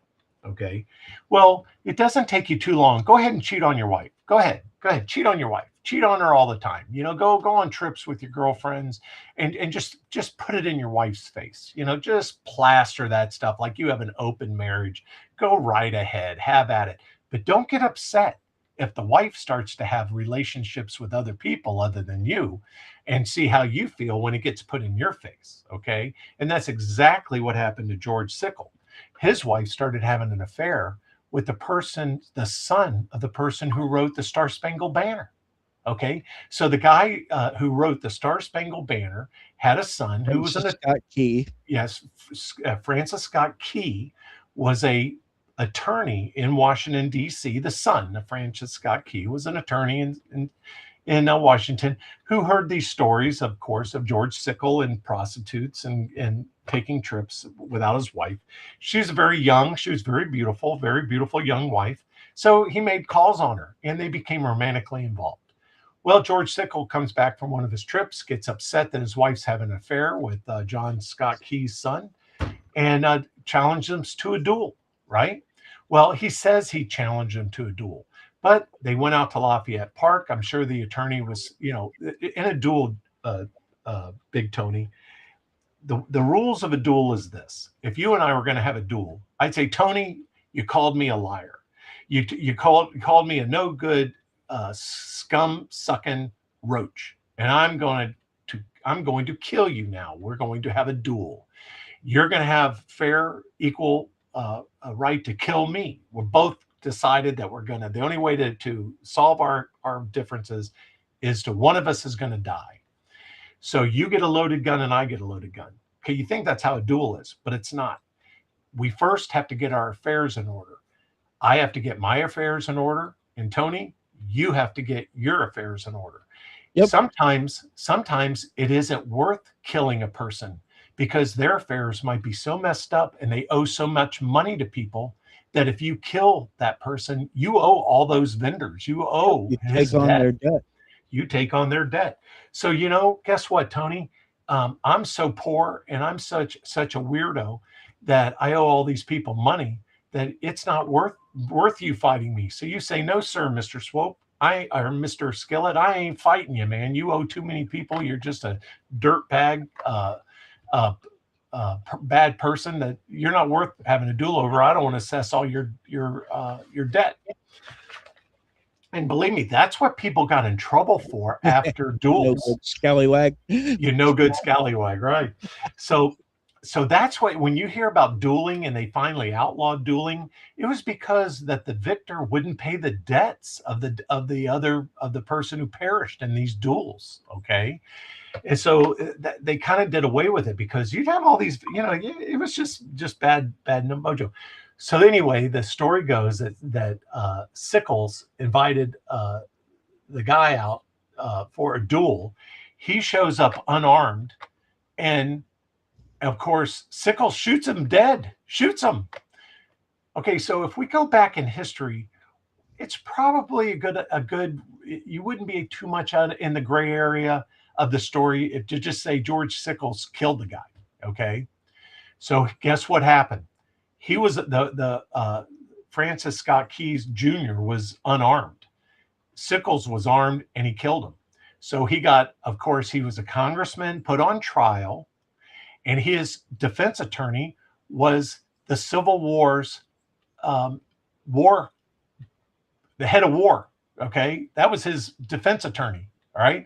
So you had the prosecution in Washington, D.C., prosecuting a standing congressman. The congressman's attorney is the minister of war, okay, for the United States for the Civil War. Yeah, basically he was Pete Hegseth.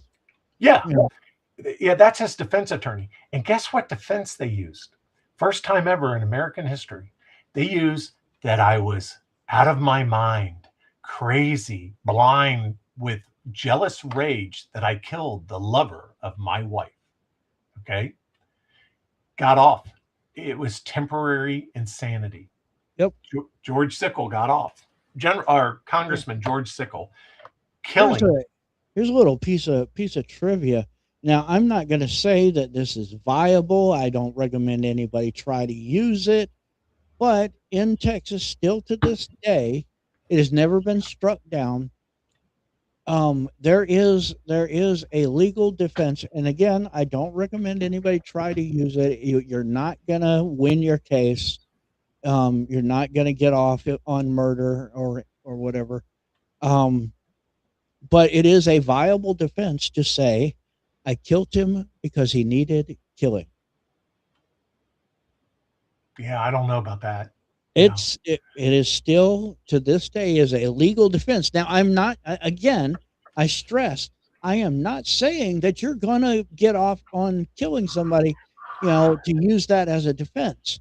right. But it has never been struck down. It is still a viable legal defense, Well, because the scoundrel needed killing. You know. well, Lafayette Park was the site of this riot in 2020 on June 1st, but it was also the site of many duels. And the most famous duel, well, of a non-duel, was a straight up murder. Was George Sickle killing the Yeah. lover of his young wife. Now, George Sickle went off to become a general in the American North armies, and he headed up a regiment of complete army from New York. And George, as you can imagine, being a person uh, like Jamie Raskin, you really couldn't tell George what to do. Okay, he was a fierce fighter. Don't get me wrong, he was a fierce fighter, and his New York army in the Civil War fought bravely. They fought bravely, and they fought. I mean, they were very good soldiers. And he was in a battle near Fredericksburg, and I think it was well, one of them, and they got beat by the Southerners. Okay, because of where the Southern Army, where Jackson or Lee placed his cannons, and it could have been Chambersburg or something like that. But Sickles had his hat handed to him, and they had to retreat because the the Confederate placed their cannons in a place that really was very good. Okay, so they were very effective. So George Sickles, he never forgot that. So at the Battle of Gettysburg, on the second day of the Battle of Gettysburg, you remember the first day was the road from Chambersburg to Gettysburg, and there was a railroad line that was being built. So the area was already cleared out. So the Confederates fought basically a battle was just outside of Gettysburg, kind of like on the northwest of Gettysburg was the first day battle. Then the army was quickly coming up from Maryland to Gettysburg. They defended Gettysburg. The general there, cavalry, defended Gettysburg. The general, who was also very good in placing guns, defended Gettysburg the first day from the Confederates, so they didn't get overwhelmed. Eventually, the Confederates did overwhelm Gettysburg, and on the second day, it was the Battle of Seminary Ridge. So you had Seminary Ridge was where the main body of the Unions was fought. They housed up, and the Confederates had to come uphill to Seminary Ridge, right? So the Confederates are coming uphill toward Seminary Ridge. The general gave Sickles specific orders of where to place the New York defense on that second day. Sickles knew that if the Confederates brought their guns up to a certain point, they would have the elevation to actually hit Seminary Ridge, doing a Chambersburg battle all over again. So he moved his army forward. And so instead of defending Little Round Top and Big Round Top, like he was ordered to do and be closer to Little Round Top and Big Top, he moved his forces further west on his own initiative. And they were strung out too thin.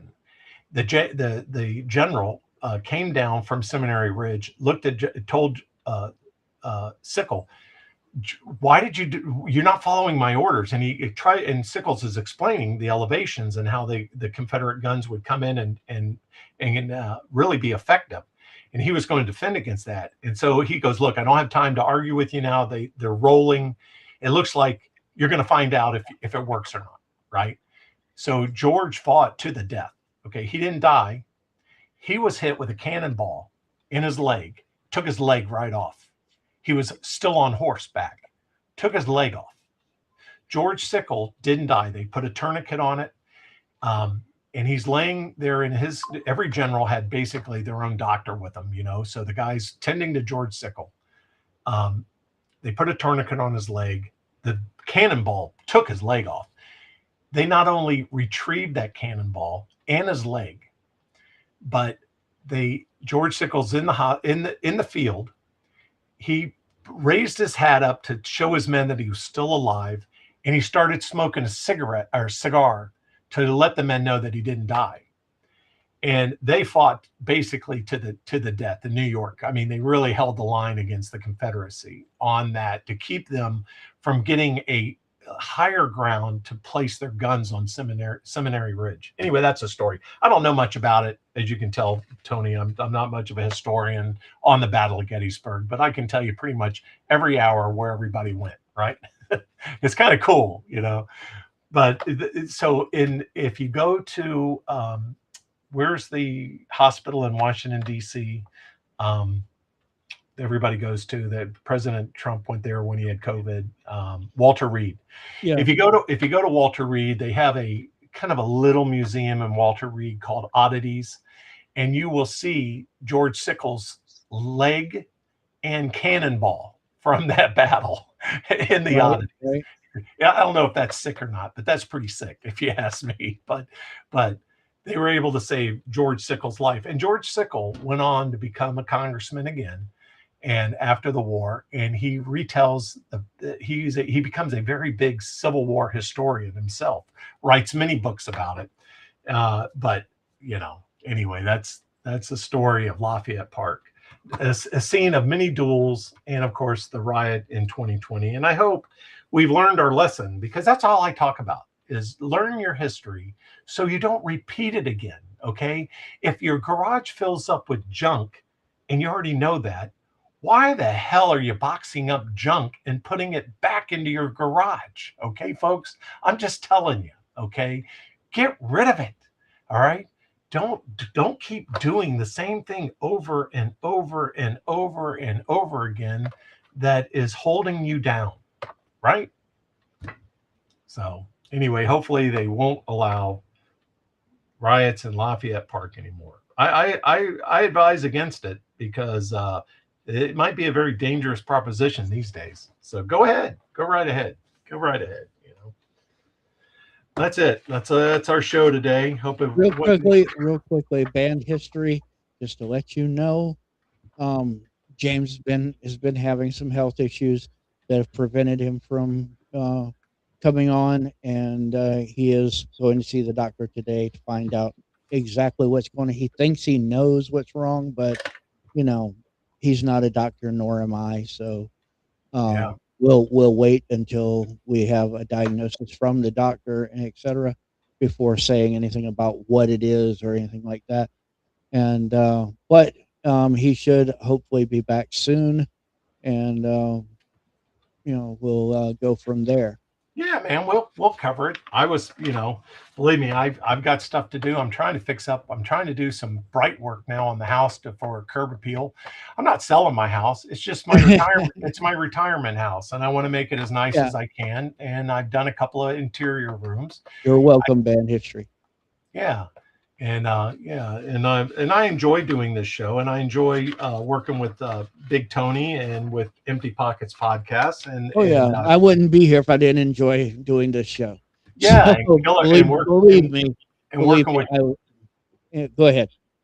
Killer Carl Radio, and we want to all advance. I do eventually want to develop T Skillet Radio, and that's basically that's Right, that's right. that's what I want. You got to And have goals, man. You got to have goals. and believe me, I hope to make the Gettysburg reenactment on July 2nd, which is $120 a person. You get good seats, and watch the Battle of Seminary Ridge because it is one of the biggest defensive battles that there is. It's Right, right. the Battle of Fredericksburg is a lot of firsts in history. The first Absolutely. ever the Battle of Fredericksburg was using observation balloons for the first time in battle, using a pontoon boat to move your army across a river. That was the Mhm. first time it ever was used. Okay, so yeah, I mean, there's a lot of firsts in the Civil War. That's why I'm so interested in it, is because Oh you yeah, know that. quite a number is really interesting as to exactly how many firsts were done actually during the Civil War. Yeah, On both sides. On both sides. oh It was yeah, not one side or the other doing all the significant things. It actually was happening on both sides. oh yeah. So I mean, The Navy revolver, the Navy Colt revolver that you would load the revolver each cylinder. It was a huge piece of equipment, a heavy. You had to be a man to pick that dang thing up, oh yeah, right? oh yeah. And you had to preload each cylinder in the gun, right, in the revolver. Each cylinder had to be loaded, so you had 5 shots. Okay, so you knew you had 5 shots in this gun, 5 shots in this gun. But Mhm. in the olden days, they had muskets, and then they had what was called a scatter musket that was 5 of those loaded Uh-huh. up together, bounded together. And basically, if you had a group of men coming at you to kill you, you would shoot that thing and scatter them out a little bit. It would Well, kind of, my favorite is the blunderbuss. yeah, the blender bust, man. I mean, The you could literally load that sucker up with some silverware, man. oh I mean, they did it on many occasions. yeah, They ran out of actual ammo, and they would throw whatever they had, coins, yeah, silverware, whatever. They'd throw that in there and use that as ammunition. yeah.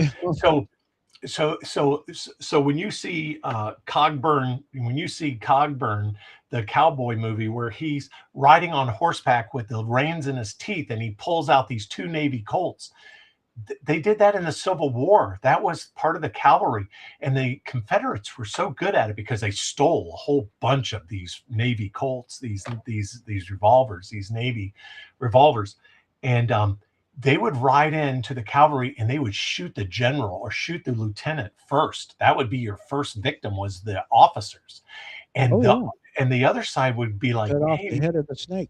Yeah, man, they would be like, "No fair. You can't shoot our officers." They're like, "No, you don't," because we have to manage the men. You know what I mean? We have to be there has to be some form of authoritative state on the battlefield to you just don't want a bunch of Oh, wild men running around armed, do you? I rules mean, in war. yeah. So there was no rules in war, right? And so they really got mad at the Confederates for killing their officers first. I mean, they would go at you. Even Hancock, I mean, even these guys would use artillery cannons to try to take out whoever. I mean, they would even use cannons, but they did not like that. Was not cricket back then. That was not fair. What was that? What was the? Oh yeah, during the Seminole Indian Wars, the Floridian the you were part of the militia.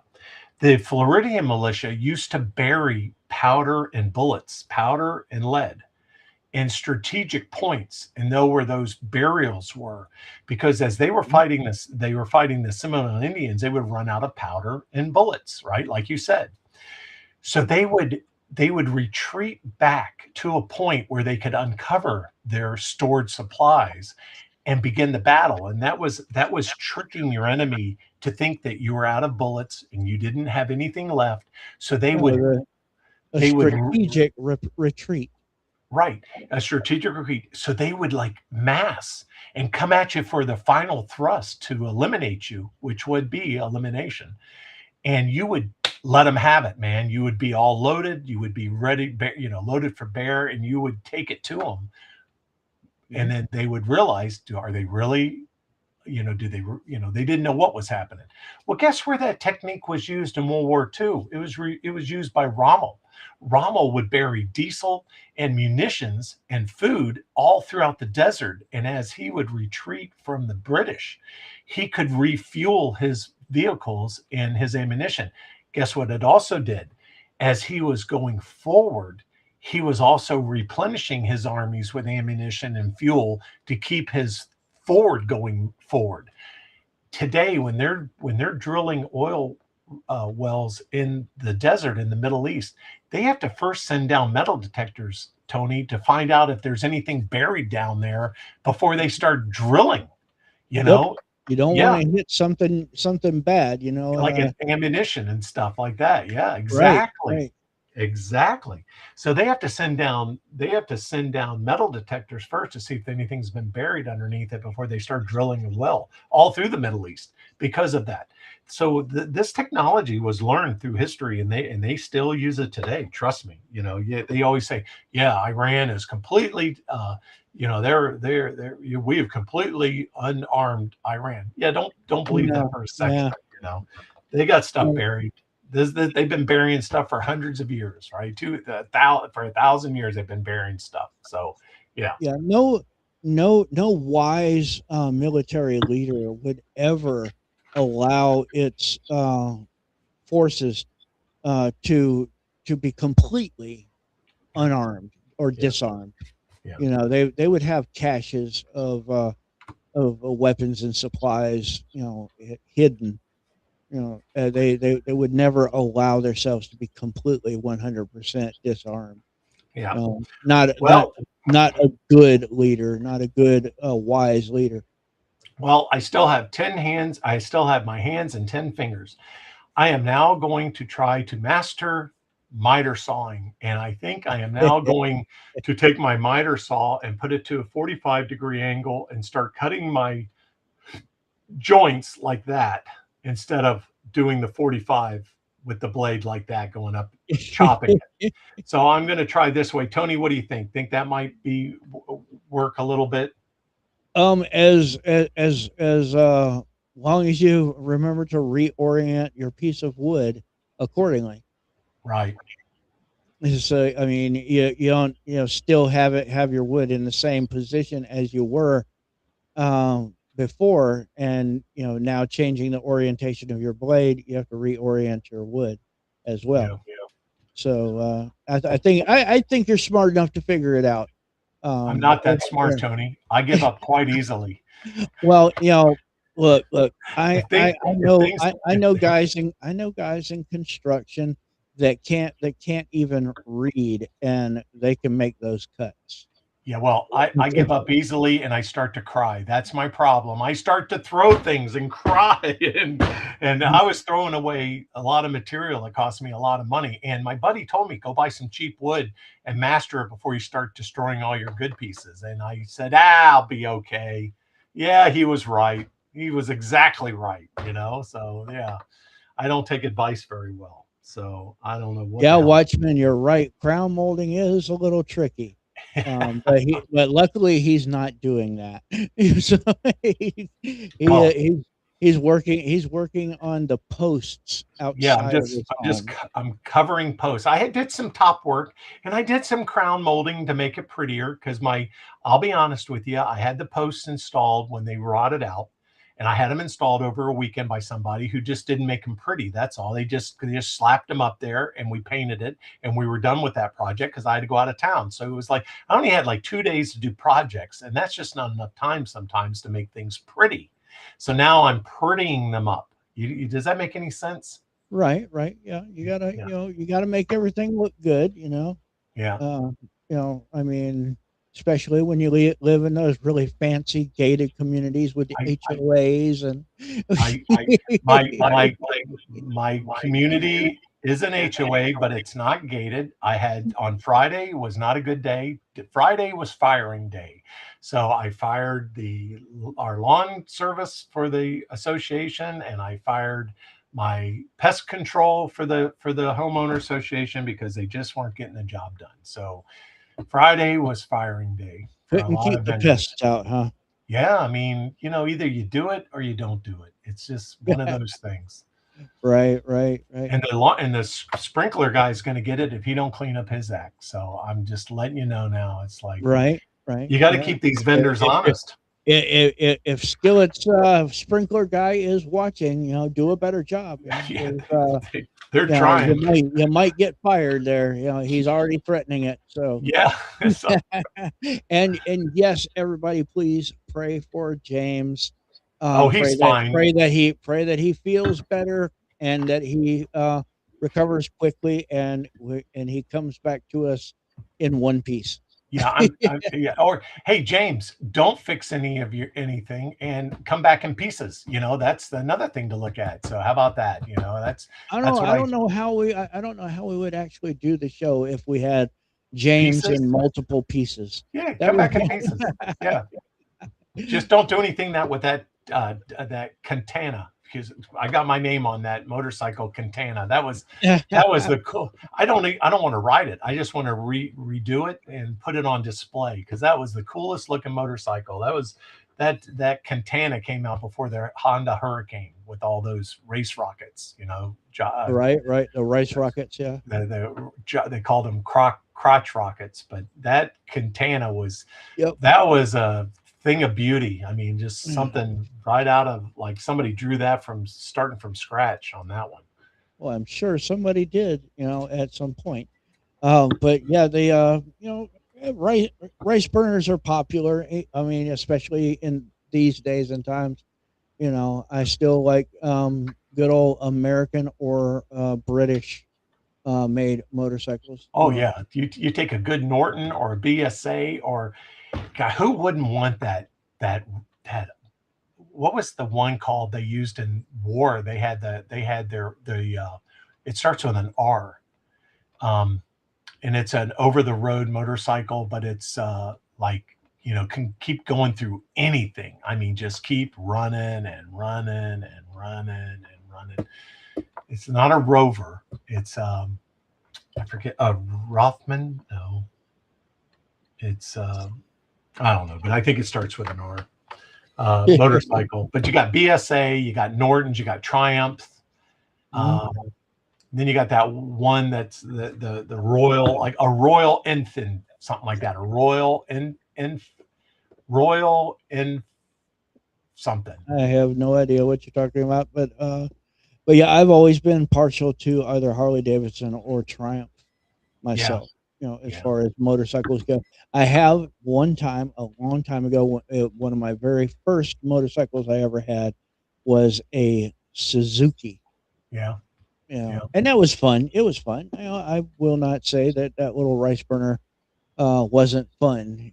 I did take a header. I hit a downed tree that I didn't know was across the trail that I was riding on, Mm. and I went end over end on it, and that Oh, was sure. that was that was that for that little Suzuki. And so, No, we rode Kawasaki dirt bikes. We picked oranges all summer long and bought a Kawasaki 100.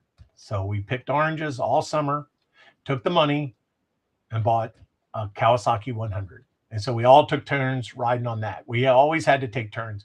We didn't get things given to us. So the only thing Dad bought that we didn't have to work for was a Honda 70 that he had on his motorhome that we all took turns riding on. Those little Honda 70s, right? Or 50 or 70 or whatever they were. And then which most people had a little 50. yeah, I had little red so 50. many I had so many friends that had those little 50s and would Yeah, scoot around on those little things, yeah.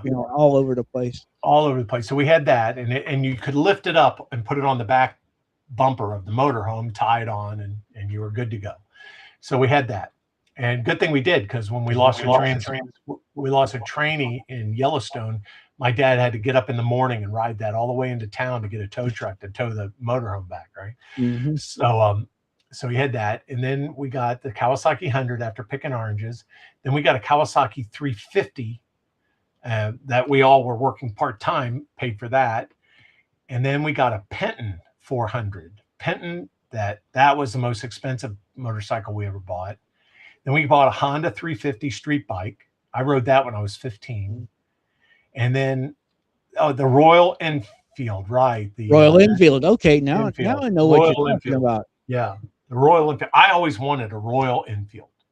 I just thought they were cool, man. They were like that was you put on the Yeah, leathers and the goggles and you just rode it, you know. yeah, and Watchman brought up something else about that Royal Enfield.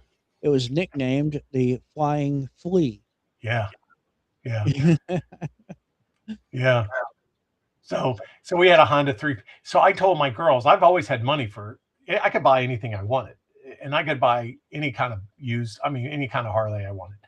But I always told them, I said, if I buy a Harley or a bike in Florida, because the people are crazy down here, they don't know where they're going.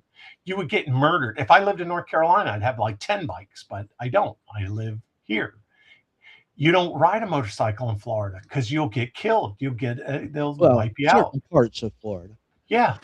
So I told them that if I ever brought home a motorcycle, just kick me right in the nuts. Don't tell me you're going to do it. Just do it to get me back to my senses. All right. So that keeps me from buying a motorcycle. Trust me. But if I lived in Western Carolina in the mountains or North Georgia, Eastern North Georgia, I would have a motorcycle. Sure, absolutely. Why not? But if I lived in Atlanta, I would not have a motorcycle. That would be you get hit on electric bikes. Forget a motorcycle. But yeah, I know. Or if I lived out west, or Wyoming or something like that, yeah, you bet. Have a motorcycle. You bet.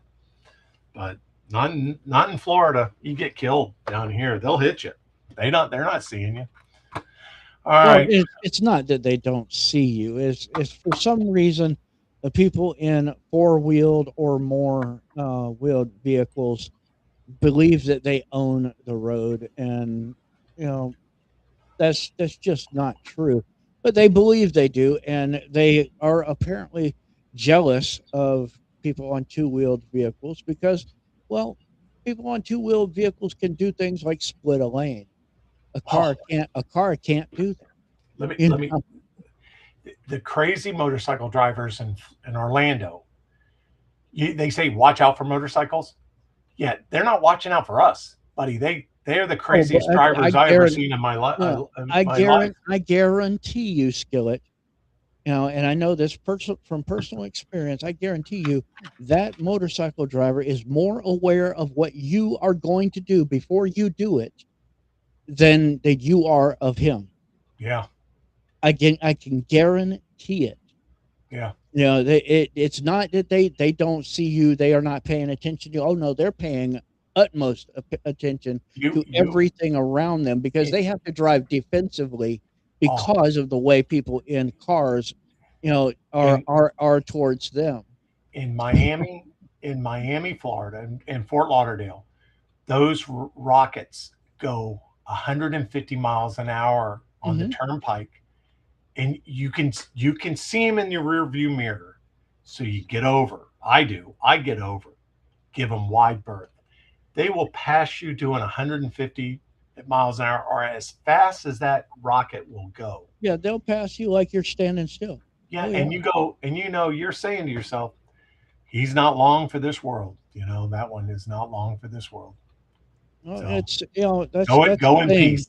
Go That's in the thing peace. is if they want to drive recklessly, it's their life. It's not yours, it's theirs. Yeah. And 9 times out of 10, they're going to get into a single vehicle accident. Well, the Um, sad part is, the statistics bear out what I'm saying. Is they majority of the time motorcycles are involved in single vehicle accidents. Now, yeah, occasionally they have the odd tractor trailer that comes across the road and they have to lay their bike down, or they have the occasional incident where a car hits them or they hit a car, or whatever the case may be.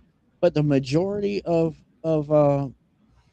accidents with a motorcycle, leading to injury of the rider, um, are single vehicle accidents. The motorcycle, you know, wrecking because of the reckless driving of the rider.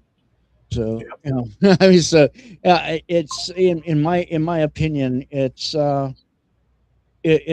their life, their choice, to risk their lives, if they so want to. You can drive a motorcycle safely, or you can be reckless. That's your choice. Well, I'm washing all my dirty work clothes now and put them in the dryer. I'm gonna have another cup of coffee, and then I'm gonna get my Amish my Amish mindset on and start wrapping these posts in a good way. Now I'm Yeah. doing the ugly. I'm doing the areas that nobody's going to see first. Then my focus point is my rear patio. That's where I'm trying to master Well, it on this. So when I get to the rear patio, I'm really on my game. well, what you need to do, you need to sit down, you need to concentrate after you've had that cup of coffee and it's got you vibrating, and you concentrate and you start channeling old Jeremiah Yoder. You concentrate and you start channeling Jeremiah Yoder, and Jeremiah Yoder will do it for you. Now, okay, I okay. Now let's just talk about the stupid pencil. Do you need a finer pencil for when you're doing this type of casing work, or do you need that piece of steel with the point, which is a nice pick, basically, to It's mark your called wood? it's called an awl, AWL. Okay, and generally those are for when you're using or working with pre-painted or metal or anything like that. A pencil, a number two pencil like you used in school is just fine. Okay, Yeah, I have many times gone onto a job site with a ballpoint pen or a Sharpie. It doesn't matter. After I've made my cut, that line is gone anyway. yeah. It's you know I obliterate that line. It is gone. You don't see it. So Now, have you ever turned your blade 45 and cut those ends that way? oh yeah. What's the secret getting that line perfect? Do you make a little mark on that length that you need? Once you get that consistent length that you're looking for, do you just make a little pencil mark on your saw backing itself to put the wood right there, and a Um. measurement on the wood so you're at that right point? Okay. Realize that you're cutting on a bias, on an angle. Okay, and when you measure, you're going to be measuring differently than you would when you're making a flat 90-degree cut. Right. Okay, so always measure 3, 4, 5 times before you make that cut, and make sure that your point is where you want your point to be, and your recess is where your recess is supposed to be. That's a That's recess my that's going up against the post, and the point is the one out. right. Now I'm understanding the point. Do you see how that worked, Tony? Took me a little bit. Tony, how do people get to see your podcasts? Well, I am on Rumble, YouTube, Twitch, Kick, pretty much everywhere. Monday through Saturday at 6 p.m. Eastern Standard Time. Just put Big Tony Speaks into, as you see it right there, right there on the screen. Big Tony Speaks. Put that in the search bar, and you will find me. And when you're there, go ahead and hit that follow button and turn on the notification so you know when I come on. And remember, Big Tony will speak on it. Well, we appreciate you being on today. I'm T. Skillet. We're in for uh, Empty Pockets podcast with James. This show was invented by Tyler, uh, which was Tyler for Panic and Rehab. And we hope to get Tyler back one day. He's working hard in Florida, I guess. We haven't heard from him, but hopefully he is, and we will get him back on. We're all part of the Killer Carl Radio Network, and we appreciate that. Last I heard, he said he plans to come back and uh, get back on and panicking, but we'll see. Yeah. Hey, listen, man, it's tough. Everybody's moving to Florida. We are now, I thought we were at 15, 17 million. We're close to 24 million in state of Florida. Right. And they're bringing up, we're going to have a vote to put it on referendum for no property taxes. Now, I warned you about this. Go to your county, get a copy of your budget. See the revenues in your county are tickets, taxes. There's airport landing fees. There's all kind of fees. There's permit fees. There's inspection fees. Okay, there's all kind of fees that the county collects. Now, your county may be very good at collecting a lot of fees. Your county may be very bad at collecting a lot of fees. Okay, right. Then they all depend on getting a little bit of federal grants to help push their budgets over the edge. Now, what every county in America got during COVID was a COVID grant, okay, which gave them millions and millions of extra money. Your county is just like everybody else. They use that money. They want to keep using the money. They hired people because people lost their jobs during COVID. They hired people to help them out during COVID. They don't want to fire them. Well, guess what? COVID's over. Go get a job. Okay, go get your old job back. Go get a new job. Go get off our back. Get off the government back. Okay, because we can't carry you anymore. And that's what it's all about. Go look at your county. Go look at your budget and see if your county is over budget or under budget. You've got to speak up at these meetings. At a county meeting, they usually let the public in every month. Usually it's on the second Tuesday, but whatever it is. And during public hearing, they have a rule. They give you like 2 or 3 minutes to talk. They have a rule that says you're supposed to talk about whatever it is that they're meeting on is what you have to speak on. So basically, all you do is say, whatever you're speaking on, Agenda A, I'm in agreement. But what I really want to talk about is this. They can't shut you down for that because you've already just talked about what their agenda was, okay? But you can go into extra innings in your 3 minutes. They can't stop you from talking about anything. Now, what's band history saying? Skillet's thoughts on fishback. What's fishback? Can you hear me, Tony? Oh, I hear you.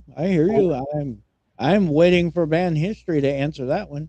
What is fishback?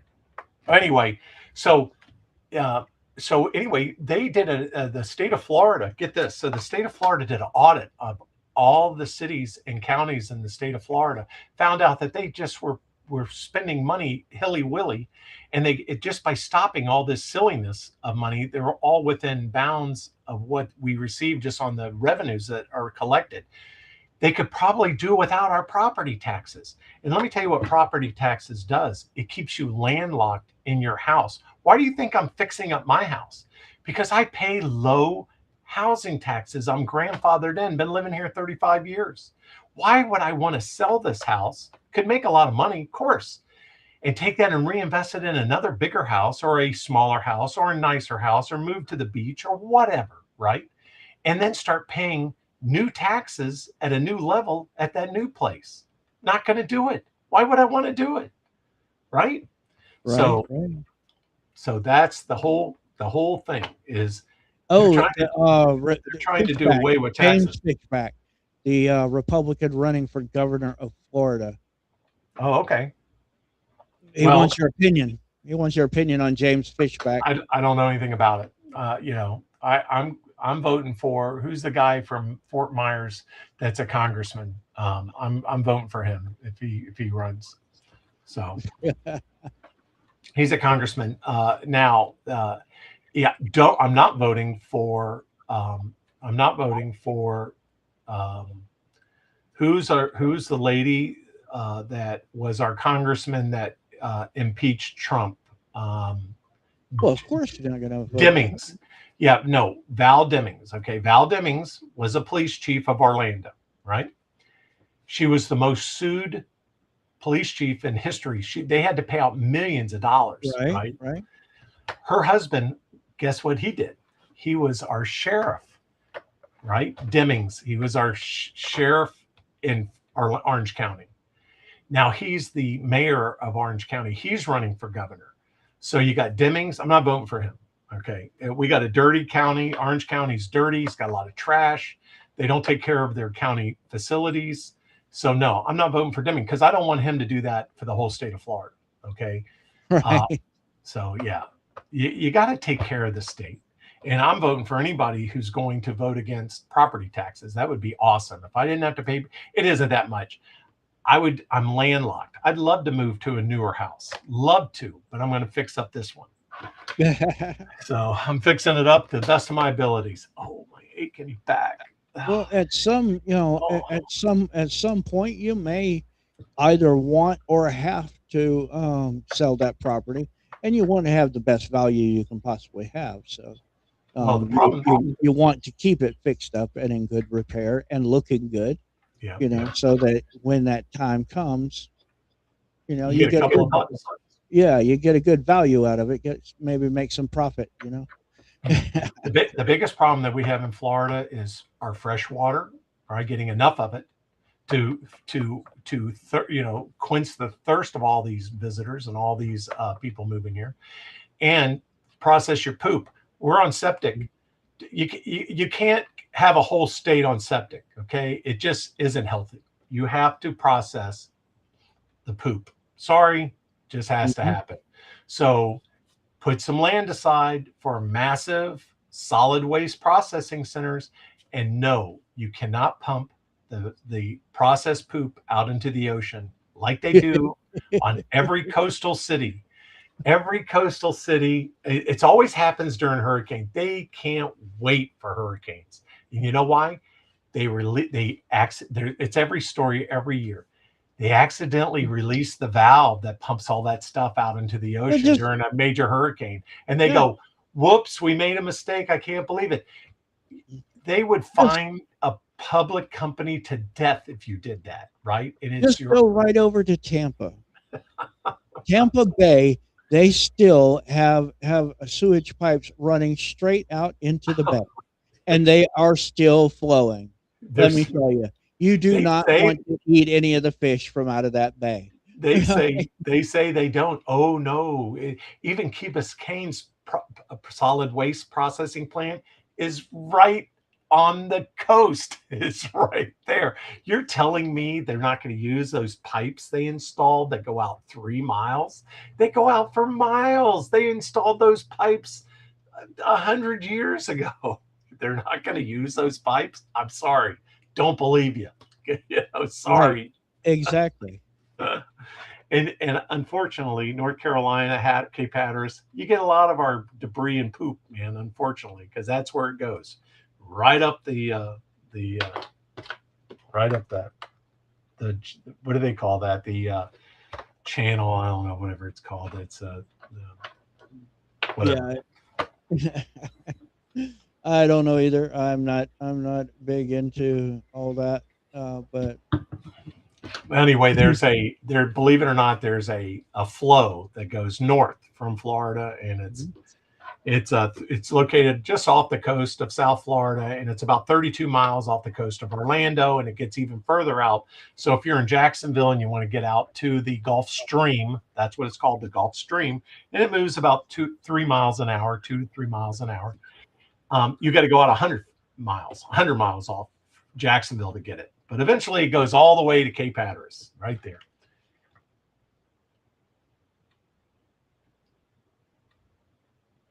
Yeah. Yeah, Fishback. Okay. Well, anyway, have a great day. I'm T Skillet. I have T Skillet Radio that has not been activated. I am only on this show. So have a good day. And thank you. Tell your friends about our show, and we appreciate it. And we shall see you next time. Y'all have a great one.